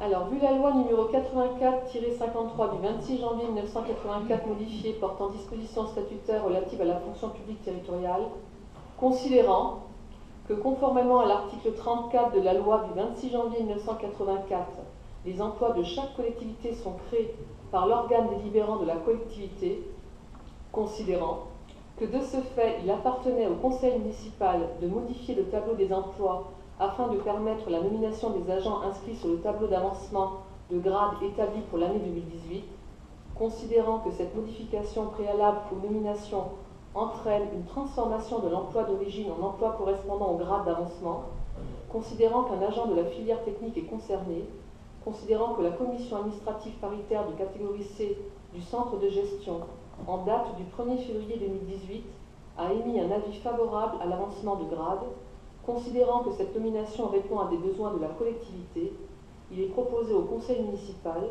d'accepter la transformation d'un poste d'agent de maîtrise en un poste d'agent de maîtrise principal, d'adopter la modification du tableau des emplois à compter du 1er mars 2018 et d'inscrire au budget de l'exercice 2018 les crédits nécessaires à la rémunération, primes et indemnités et aux charges de l'agent nommé. On va passer au vote pour cette promotion. Qui est contre? Personne ne s'abstient. Merci. Très bien. Délibération suivante. Alors chez moi, j'ai... ça fait compliqué ce soir. Allez, recrutement de 10 adjoints administratifs, saisonniers et 30 adjoints techniques. Allez, Fabienne, la parole est à vous. Donc, recrutement de 10 adjoints administratifs saisonniers, de 30 adjoints techniques saisonniers. Vu la loi numéro 84-53 du 26 janvier 1984 modifiée, portant dispositions statutaires relatives à la fonction publique territoriale, et notamment l'article 3, deuxième alinéa, considérant qu'il est nécessaire de recruter du personnel saisonnier en vue d'assurer le remplacement des adjoints administratifs et des adjoints techniques pendant leur congé annuel, il est proposé au conseil municipal d'autoriser le recrutement direct de 10 adjoints administratifs non titulaires saisonniers et de 30 adjoints techniques non titulaires saisonniers à temps complet, à durée déterminée pour des périodes de 2 semaines durant l'année 2018. La rémunération de ces agents sera calculée par référence à l'indice brut 347, majoré 325, premier échelon de l'échelle C1, conformément au décret numéro 2016-596 et 2016-604 du 12 mai 2016 relatif à l'organisation des carrières des fonctionnaires de la catégorie C de la fonction publique territoriale et aux différentes échelles de rémunération pour les fonctionnaires de la catégorie C de la fonction publique territoriale, et de prévoir les crédits nécessaires qui seront inscrits au budget, article 64 131, fonction 020. Merci Madame D'Angelo. Monsieur Béguela, une question? Oui, plutôt une remarque. Souvenez-vous, l'année dernière, le 24 mars, nous avons pris une délibération similaire. Et j'avais proposé, en plein scandale à l'époque, du travail en famille des députés, sénateurs et autres, que cette disposition ne s'applique pas aux enfants des élus. Vous avez répondu, monsieur le maire, que vous ne voyez pas pourquoi les enfants des élus ne devraient pas pouvoir profiter de ces dispositions. On m'a rapporté au cours de cet été, on m'a montré sur les réseaux sociaux, il aurait semblé que votre propre fils ait travaillé grâce à ce dispositif. Donc je me suis dit, quand l'occasion se présenterait, je vous poserai la question directement, est-ce que c'est vrai? Oui, je ne vois pas pourquoi vous posez cette question. Mais pour savoir la vérité, parce que je Il n'y a pas de mensonge, on n'a jamais triché, on n'a jamais caché la vérité. Merci pour cette Et je précision. vois pas, franchement, en quoi ça pourrait vous déranger, en quoi ça pourrait déranger les habitants de Bérenne. Que mon fils ait travaillé 15 jours comme tout étudiant de Bérenne, je veux dire... Ce qui se passe, monsieur le maire, c'est que les éléments dont je vous avais parlé l'année dernière, en plein scandale, comme je le disais, ont quand même donné lieu à une loi qui aujourd'hui tempère largement ce type de fonctionnement. Si bien sûr votre moralité vous permet de parler librement de ça, déjà vous le faites en toute honnêteté, c'est bien, je reconnais, au moins j'ai une réponse claire. Maintenant, si ça ne pose pas de problème moral, ben moi ça peut m'en poser, quoi. Hein. Il faut l'accepter comme ça. Dont acte. C'est votre façon de voir les choses, mais bon, à mon avis, voilà, je trouve que c'est un peu déplacé ce que vous avancez ce soir. Monsieur le maire, c'est pas plus déplacé que la remarque que vous formuliez tout à l'heure par rapport aux déficits et autres. Par exemple, un jeune qui avait 16 ans à l'époque, qui voulait gagner un peu d'argent pendant les vacances, et en plus il a travaillé qu'un jour. Je veux dire, si cette année par contre, et là vous avez raison, j'avais dit tiens mon fils, ben, je vais à nouveau le faire travailler dans les ateliers parce que c'est mon fils. Effectivement, là, je suis là, je suis entièrement d'accord avec vous, là, il y a d'abus de pouvoir. Mais mon fils, il a envoyé un courrier au service des ressources humaines comme tout enfant de Bérène, au bon moment, parce qu'il faut aussi savoir que lorsqu'on dépasse les dates, on n'accepte plus les dossiers, donc c'est tout est fait dans les règles de l'art, qui a été respecté. Il a travaillé pendant 15 jours. À ma connaissance, il a travaillé du mieux qu'il le savait, comme tous les jeunes qui travaillent pendant les vacances. Maintenant, pourquoi il n'aurait pas le droit de travailler sous prétexte que le papa est maire de la ville? Enfin, franchement, je trouve que c'est un peu... Voilà. Merci pour l'explication, monsieur le maire.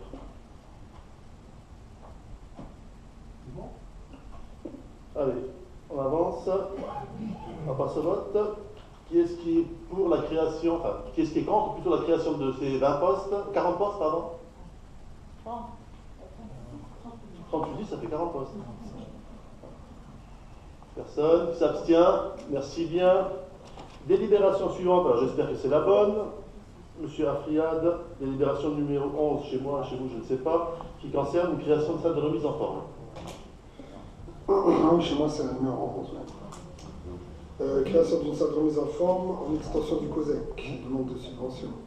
Vu le Code général des collectivités territoriales, et notamment ses articles L2334-33,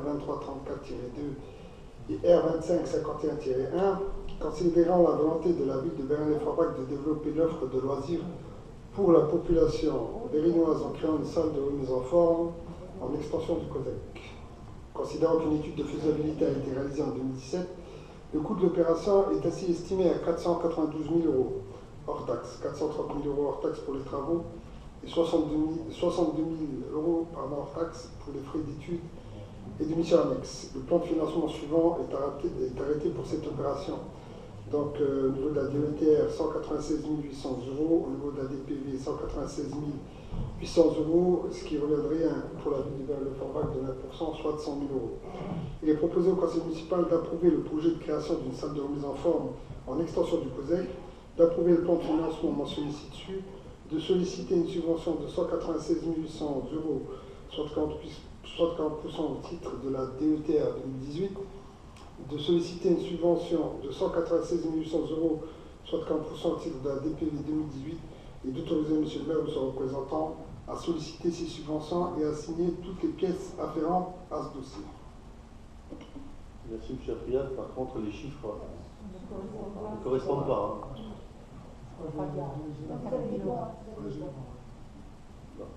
Donc, en fait, subvention DETR, il s'agit de 196 800 €.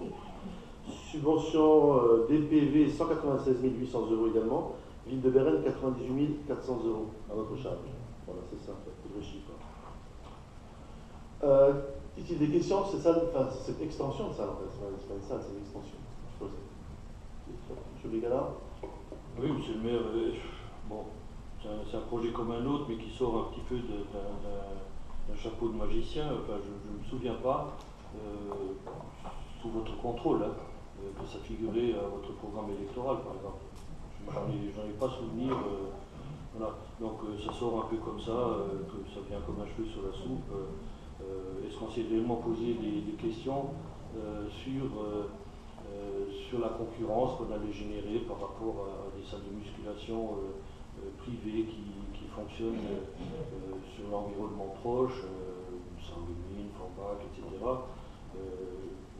À qui va s'adresser cette salle de musculation? Est-ce que c'est destiné uniquement aux sportifs? Est-ce que réellement ça va permettre à toute personne vivant sur Bérène d'y aller? Quel est le programme? Vous voyez, on on engage là, avec cette délibération, peut-être une réflexion de fond sur la santé publique de manière générale. Alors, on n'en a pas réellement débattu, voilà, ça vient comme ça, allez, on fait une salle de muscule.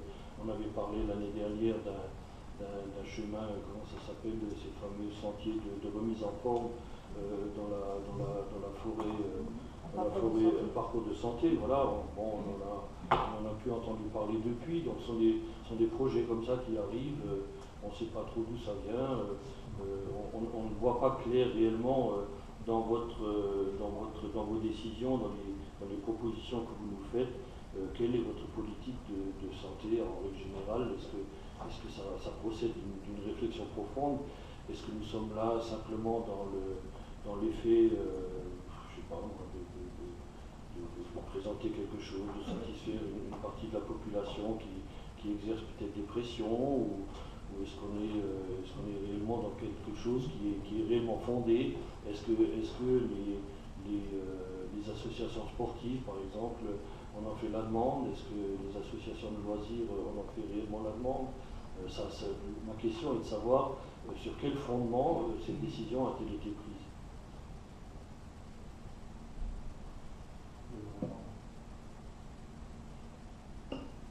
Alors, sortir d'un chapeau, ben j'en porte pas.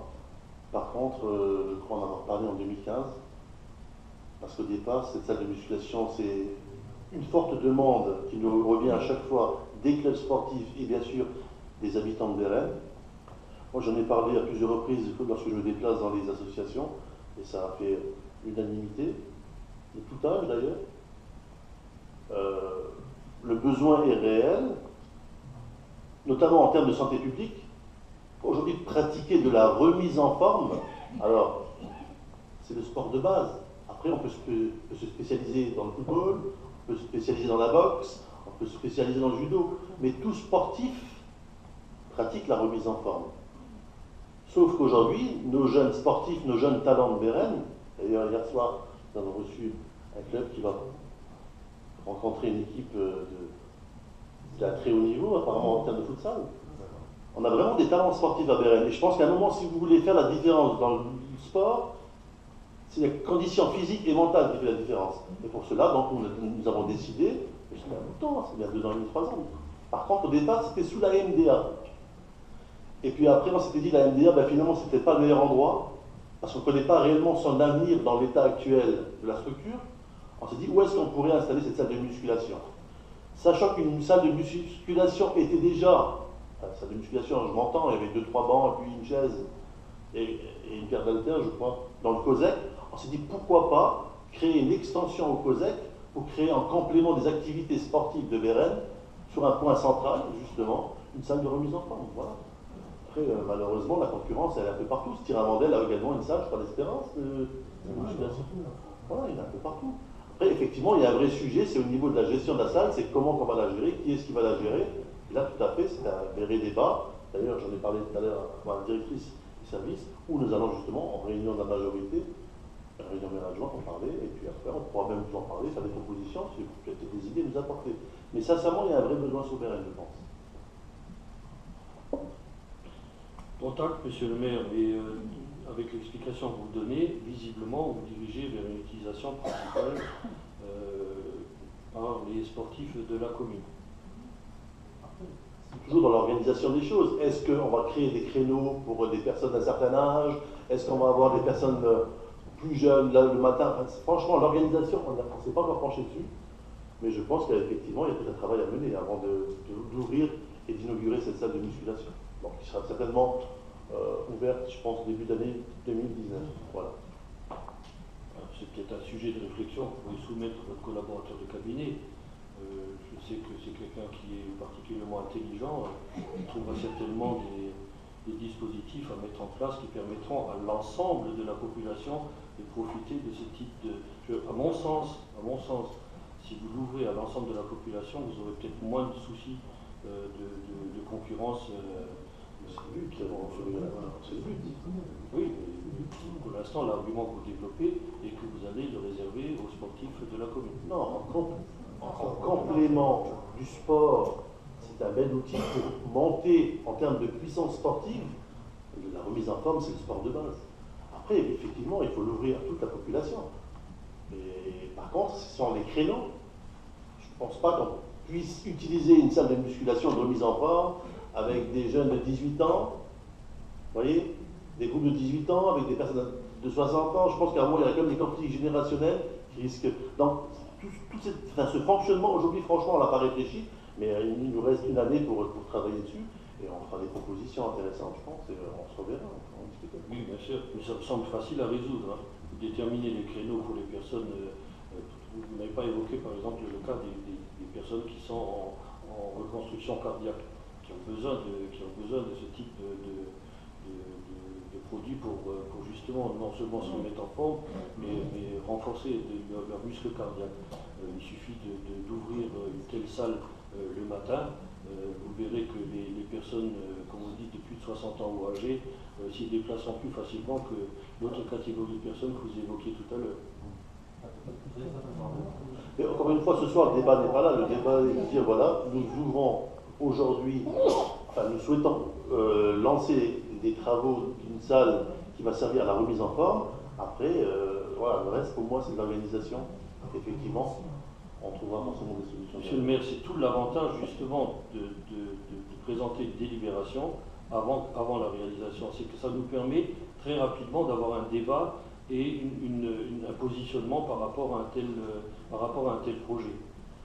C'est tout l'objet du fonctionnement d'un conseil municipal.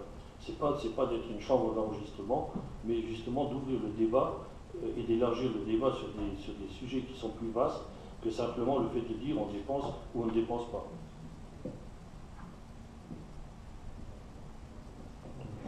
Allez, on passe. À moins qu'il y ait des questions, Madame Clam, pardon. Oui. Voilà. Donc là, cette salle est estimée à 492 000 €. Et dans le projet de BOD, vous avez noté 693 kf. Il y a donc 200 000. Alors j'ai la réponse, c'est 100 000 € approximatifs de matériel. C'est en fait les 400 et quelques mille correspondent à la construction, et puis le reste c'est l'achat du matériel qui est à disposition. Ces sommes, je ne voulais pas aborder, justement, je voulais l'aborder plutôt sur le plan des idées plutôt que sur les montants engagés. J'y reviendrai tout à l'heure, c'est-à-dire que quand on abordera le dernier point qui est à l'ordre du jour, c'est un point qui me tient très à cœur, on aura l'occasion d'y revenir. C'est sur le choix que l'on fait dans cette commune d'engager les dépenses. Et effectivement, ici, on s'engage sur une dépense qui est quand même conséquente, plus de 600 000 €, c'est pas rien. Et ça fait partie de ces projets que je qualifierais d'exorbitants. Voilà, peut-être qu'on aurait pu trouver des formules peut-être un peu moins chères. On a suffisamment de salles qui restent en friche. Est-ce que c'était vraiment la bonne solution de construire quelque chose de neuf? Vous évoquiez tout à l'heure une éventualité dans une salle de la MDA. Pourquoi pas? Parce que là au moins on n'aurait pas été obligé de construire. Pourquoi toujours construire du neuf qui vont générer des frais de fonctionnement? On estime les frais de fonctionnement d'un équipement de ce type. Si c'est 600 000 € d'investissement, vous avez 60 000 € de frais de fonctionnement par an. Voilà.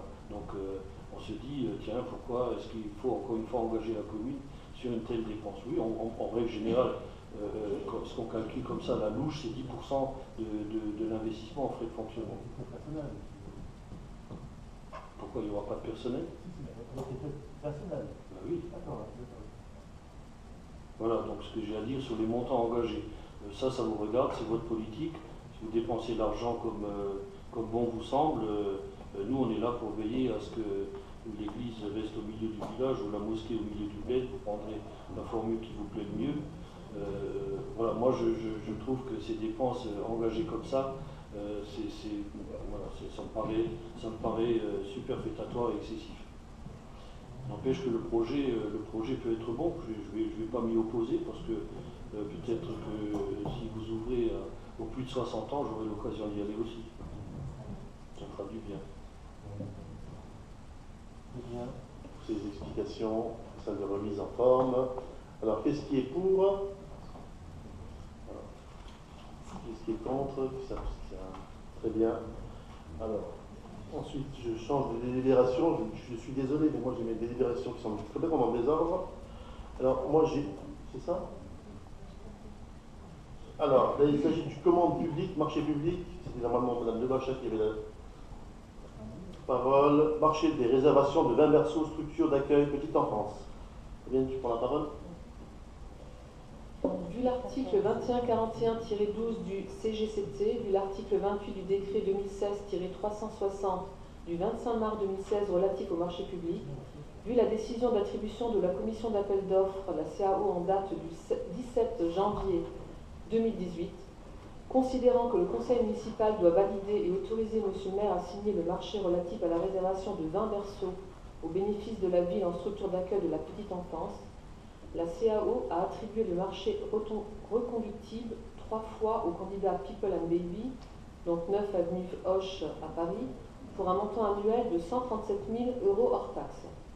Il est proposé au conseil municipal d'approuver la décision d'attribution de la CAO datée du 17 février 2018 et d'autoriser M. le maire à signer tous les documents afférents au marché relatif à la réservation de 20 berceaux au bénéfice de la ville en structure d'accueil de la petite enfance.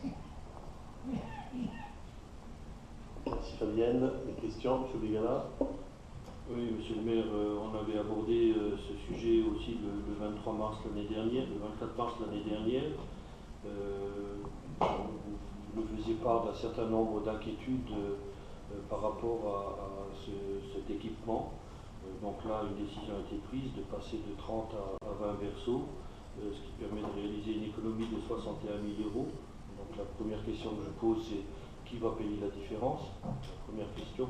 Et ensuite, j'aimerais bien, pas vous, pas nous, j'aimerais bien reposer d'autres questions, c'est les mêmes que l'année dernière, auxquelles je n'ai pas... Vous répétez la première question. La première question, qui va payer la différence des 61 000 €? Quelle différence? Ben, entre la différence entre les 20 et les 30 berceaux. On avait 197 000 l'année dernière. Ouais. D'accord. 61 000 en moins, comment ils font? Mais je réponds tout de suite ou j'attends? Si vous voulez, monsieur le maire, c'est vous qui décidez. Mais je ne veux pas non plus me brusquer. Alors, mon prédécesseur avait signé une convention avec People and Baby, pour ne pas les citer, sur 5 ans. La convention est arrivée à son terme au 31 décembre 2017, avec à l'époque une négociation qui portait sur 30 berceaux.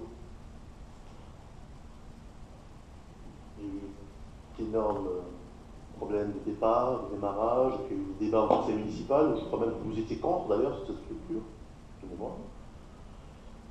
Et nous avons eu des réunions avec l'Interco, avec People and Baby, avec la CAF, avec la sous-préfecture, parce que People and Baby nous expliquaient qu'ils avaient de gros problèmes de déficit. Et en même temps, nous nous sommes rendus compte que le réel besoin pour la population de Bérette était de 20 berceaux. Donc, ce qui signifie que pendant 5 ans, nous avons, entre guillemets, financé des berceaux pour des personnes qui venaient des communes environnantes. Bon. Premier problème. Deuxième problème, il y a des emplois, People and Baby, de mémoire c'était 20 emplois, et puis en même temps, il y a un besoin réel. Bon. Donc il fallait trouver une solution d'urgence. La solution d'urgence, c'était de dire, voilà, nous, aujourd'hui, nous n'avons pas de solution intermédiaire. Par contre, on va lancer un marché renouvelable d'année en année, ce qui va nous laisser le temps de réfléchir à la chose. Et la différence, en fait, il n'y a pas de différence. C'est en fait, on a négocié avec 20 berceaux sur le nouveau marché. Voilà, c'est ça la différence. Mais c'est un vrai sujet. Hein. People and Baby, par contre, on s'est réservé le droit de revoir chaque année. Vous voyez, parce qu'il n'y avait pas de solution d'urgence, il fallait avoir des autorisations, et vous savez que c'est très très long au niveau administratif. Donc alors, franchement, on était pris de court. Voilà, c'est ça l'histoire. Pour le moment, on s'est engagé sur une année avec 20 berceaux, et puis après, on verra. Voilà. Donc merci déjà pour cette explication-là. Donc je reformule les questions que j'avais formulées l'année dernière, c'est-à-dire à savoir combien de Périnois réellement non. 75 familles. 75 familles. Est-ce qu'il y a des familles qui viennent des environs? On sait combien?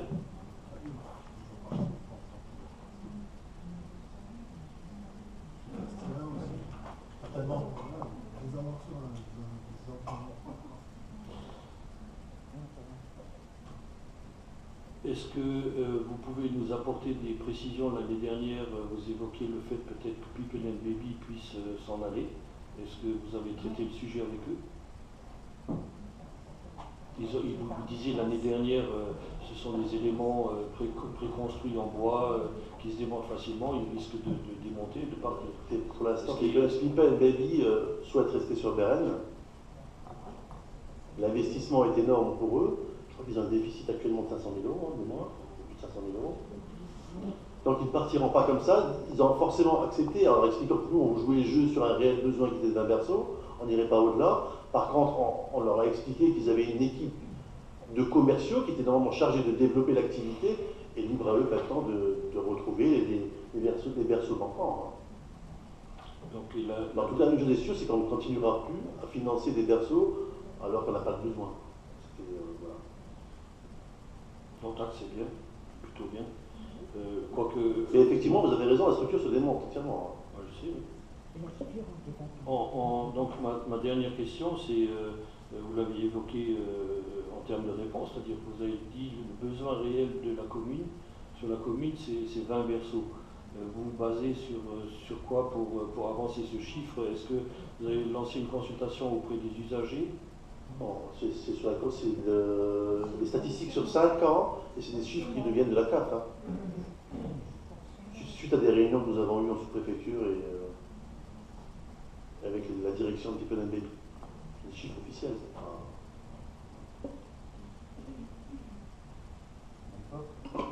Monsieur le maire, vous disiez avant qu'au départ c'était 30 berceaux, on est bien d'accord. Et que pour la commune, elle a besoin de 20. Et que nous avons payé les 10 de différence. En sachant que les 10, si je comprends bien, ce sont des communes extérieures. Mais cette perte, pour nous, parce qu'en fin de compte, sur la commune de Beren, il y a un tarif, on est bien d'accord, et pour la commune extérieure, ceux qui viennent de la commune extérieure, il y a un autre tarif. Mais si, c'est noté, il y a t'inquiète, il y a une question finalement. Ben, il était pas, on ne pouvait pas récupérer, et admettons, quand on s'est rendu compte qu'on en avait besoin que de 20, et de payer les 10 en trop, d'arrêter. C'était contractuel, hein. Contractuel sur 5 ans, donc la ville était dans l'obligation de financer à hauteur de 200 000 euros par an. Vous connaissez les chiffres, hein, vous avez assez débattu à l'époque déjà. Alors, voilà. Mais en même temps, ce que je peux vous dire, et ce qui a été dit, c'est que le projet a été surdimensionné au départ. Voilà. Je pense qu'ils ont vu le projet un peu autour.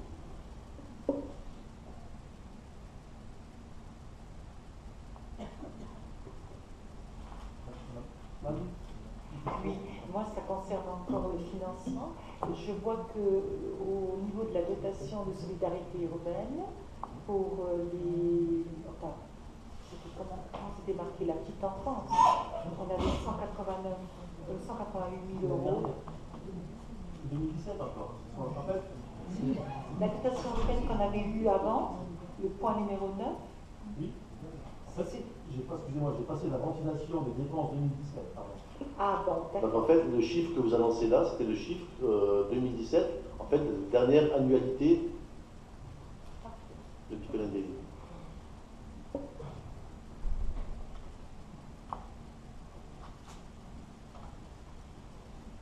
Très bien. D'autres questions? Non? On va passer au vote. Qu'est-ce qui est contre? Qui s'abstient? Merci bien. Délibération suivante. Alors moi j'ai la réalisation de 2 plateaux, c'est ça M. Afrian?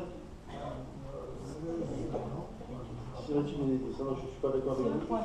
Excusez-moi. Très bien. Allez, M. Afrian, la parole est à vous. Signature de 2 conventions de servitude avec Enedis. Merci, monsieur le maire. Vu le Code général des collectivités territoriales, notamment son article L2541-12, vu l'article L21-224 du Code général de la propriété des personnes publiques qui autorise des servitudes conventionnelles sur le domaine public, considérant que la commune a demandé à l'Enedis la réalisation des travaux suivants. L'alimentation électrique du lotissement des chaînes, cadastré en section 14, numéro 325 pardon, et 326, et le déplacement de l'alimentation du compacteur à ordures du marché hebdomadaire. Parcelle cadastrée en section 12, numéro 363, 455 et 649. Considérant que ces travaux sont nécessaires et que les servitudes ne généreront pas de contraintes particulières, considérant qu'il convient de procéder à la signature des conventions de servitude correspondantes entre Enedis et la ville de Bérengère-Forbach, il est proposé au conseil municipal d'autoriser M. le maire à signer les conventions jointes à la présente et tout acte administratif ou notarié supportant à ces affaires. Donc, en pièce annexe des conventions de servitude. Merci M. Afriad. Y a-t-il des questions sur cette convention? Pas de questions. On passe au vote. Qu'est-ce qui est contre? S'abstient. Merci bien. Délibération suivante, toujours M. Afriad. Voilà, c'est bon. Réalisation de 2 plateaux surélevés sur les routes départementales. Merci, M. le maire. Vu le Code général des collectivités territoriales, et notamment son article E2541-2, considérer la volonté de la ville de Bérengère-Forbach d'engager des travaux de sécurisation sur le banc communal en réalisant 2 plateaux surélevés sur les routes départementales 30C et 31. Considérant que la commune de Bérengère-Forbach est à l'initiative de ces opérations réalisées sur des terrains départementaux situés en agglomération, considérant que pour réaliser et entretenir ces ouvrages, il convient de signer une convention qui définit les conditions de réalisation, de financement et de gestion ultérieure des 2 plateaux surélevés, il est proposé au conseil municipal d'approuver les termes de la convention annexée à la présente délibération, d'accepter la signature de la convention entre la ville de Bérengère-Forbach et le département de la Moselle et d'autoriser M. le maire ou son représentant à signer la convention avec le département de la Moselle. En pièce annexe, donc les conventions pour les plateaux, donc la 30C et la RD31. Merci M. Afriad. M. Bigala, une question? Oui, dans les faits, ils sont déjà installés ces plateaux. Oui, tout à fait. Ils sont déjà installés. Oui, donc on met la charrue avant les bœufs. C'est-à-dire on réalise et ensuite on nous considère ici comme une chambre d'enregistrement, on vient avec une délibération alors que les travaux ont déjà été réalisés. Et toujours sous le même prétexte, c'est-à-dire que sous prétexte de sécurisation, on paye, c'est-à-dire le contribuable bérinois paye des travaux qui auraient théoriquement dû être réalisés par le département. C'est-à-dire c'est comme le rond-point nord sous prétexte de sécurisation, vous faites une très mauvaise affaire, étant donné que vous le substituez au département. Je suis désolé de vous le dire et de vous le répéter, mais je trouve cette façon de fonctionner tout à fait déplorable. Il ne s'agit pas de simplement se dire, bon, bah, allez, on y va, on a un programme d'installation de plateau, on va jusqu'au bout. Non, ça demande des négociations avec les partenaires financiers en amont, et on ne réalise pas comme ça sur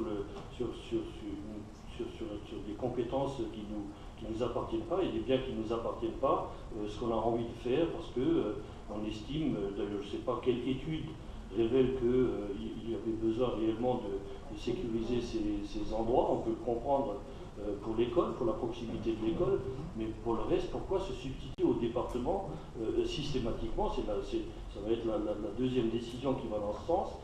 Moi, sincèrement, je ne peux pas cautionner ce type de fonctionnement. Je veux juste répondre. Je veux juste dire qu'en agglomération, le pouvoir de police est du ressort du maire. En agglomération, hors agglomération, effectivement, c'est le département, mais en agglomération, le pouvoir de police est du ressort du maire. Alors, voilà. Merci, M. le Président. Alors, encore une fois, on n'a pas utilisé un chapeau magique. Je ne sais pas si vous avez fait attention, mais depuis 3 ans, à peu près, nous avons installé des radars pédagogiques. Voilà. Donc, ces radars pédagogiques nous permettent de ressortir de temps à autre des statistiques, et je serais curieux de vous les montrer, M. Bégala. Je suis le premier à vouloir les voir. Je préférais qu'on ait des débats en amont étayés avec des chiffres à l'appui sur la base, par exemple, d'une étude telle que vous évoquez, que d'arriver aujourd'hui ici comme une chambre d'enregistrement. Voilà, on a installé des... Nous, on le sait, nous, on a la science. C'était la première réponse. On n'a jamais dit ça, c'est pour ça que... La deuxième réponse, excuse-moi, M. Afriad, La deuxième réponse, elle concerne la convention. Vous avez raison, là, encore une fois, on passe une convention aujourd'hui alors que les plateaux sont installés et sont en fait utilisés. C'est parce que le département nous a envoyé les conventions récemment. C'est-à-dire que le département, en fait, c'est lui qui rédige une convention, ensuite elle est transmise au service technique, et ce soir, ben voilà, on la passe en délibération. Je veux dire, c'est pas une convention qui traîne depuis 6 mois dans nos bureaux. Hein. Moi, je serais curieux de savoir quand est-ce qu'on a reçu, c'est pas la semaine dernière de mémoire. Enfin, je sais pas. En tout cas, effectivement, c'est toujours décalé, mais bon, en même temps, on ne maîtrise pas toujours tous les rouages et le fonctionnement des administrations qui sont souvent assez lourdes, comme un département ou une région. Voilà, quoi. Ça n'excuse pas, monsieur le maire. On ne dépense pas comme ça impunément l'argent des contribuables sans en référer d'abord à tous les partenaires financiers et de voir de quelle manière les personnes qui sont réellement en responsabilité peuvent prendre en charge ce type d'équipement. En ce qui concerne le pouvoir de police du maire, vous savez très bien que c'est un pouvoir de police administratif et que ce n'est pas un pouvoir de police concernant la circulation routière. C'est des arguments qui peuvent... Non, pas du tout. Les travaux de sécurisation, les travaux de sécurisation, c'est le même en agglomération. Mais pas sur un bien qui ne nous appartient pas. Regardez les travaux sur tout le département. Regardez bien où est installé celui qui se situe en prolongement de la rue de Sarreguemines. Tout à fait, il est en agglomération. Pardon? Il est en agglomération. Vous trouvez qu'il est en agglomération? Oui. D'accord. Oui, allez voir. Ok. Bon, si vous trouvez qu'il est en agglomération... Oui. Certainement, peut-être qu'il n'y a pas des habitations proches, mais par rapport au panneau EB10, il est en agglomération. Bien. Enfin, de toute façon, moi, je refuse de rentrer dans ce jeu qui consiste à nous faire découvrir les choses a posteriori. Je pense que, nonobstant le débat qu'on a eu tout à l'heure sur les problèmes de santé publique, rien n'est plus salutaire que de discuter avant que les décisions ou les réalisations soient faites et pas toujours nous mettre comme ça devant le fait accompli. Donc moi personnellement je voterai contre. Je ne sais pas si mes collègues me suivront, mais je voterai contre cette délibération, ça me déplaît. Et ensuite on a voté une délibération quand même pour l'inviter. Je pense que on avait passé une délibération concernant la subvention au niveau des amendes de police, excusez-moi. Donc quelque part vous étiez au courant. Hein. On avait voté une délibération concernant les amendes de police, de subvention justement pour ces deux plateaux. Donc vous étiez au courant. Nous ne savions pas que c'était On ne savait pas où, on ne savait pas que c'était des plateaux. Ben si, c'était indiqué à ces deux endroits. Non. Ah si, c'était indiqué rue de Saint-Rémy et rue du 1er septembre. Oui, mais bon, attendez, elle est longue, hein. C'est deux rues quand même qui traversent le village et dans toute sa longueur. Hein. Non, mais il y a deux poids, deux mesures. Après, je passe la parole à un femme. Effectivement, le département, normalement, devrait assumer ses compétences, mais en même temps, le département, quand vous les interrogez, ils n'ont plus d'argent. Alors, c'est des choix politiques. Moi, je préfère sécuriser la rue du 1er septembre parce qu'il y a une école, en plus, qui n'est pas très bien située. Je préfère sécuriser la rue de Sarreguemines où les véhicules, souvent, les statistiques le démontrent, arrivent à plus de 150 km/h parfois même. C'est assez effrayant. Alors oui, parfois ça a un coût, mais en même temps la sécurité et la vie des administrés, je pense qu'il n'y a pas de prix, M. Bégala. Donc au même titre que le giratoire qu'on va installer en Nord, oui, effectivement la commune va certainement devoir passer à la caisse avec nos partenaires, mais quelque part j'assumerai mes responsabilités. Moi je pense que la sécurité et la vie des gens, sachant que l'année dernière, vous le savez très bien, on a eu encore 2 ou 3 accidents très graves sur le site, où je me suis rendu et j'ai vu des personnes qui étaient imbriquées dans des véhicules, et franchement c'est effrayant quand vous voyez ça. Je me suis dit qu'on ne peut pas laisser faire, sachant qu'il n'y avait aucun investissement qui était prévu sur l'entrée de Bérem avant 2025. Donc je suis désolé, moi je n'ai pas la patience d'attendre. Je ne sais pas si je serai encore là en 2020, mais en tout cas, quand je me rendrai sur les voies extérieures de Bérem et je passerai sur ces giratoires, je serai fier des réalisations. Voilà. En politique, ce que vous venez de faire là, monsieur le maire, ça s'appelle du storytelling. C'est-à-dire on vous raconte une histoire pour vous enfumer, vous voyez.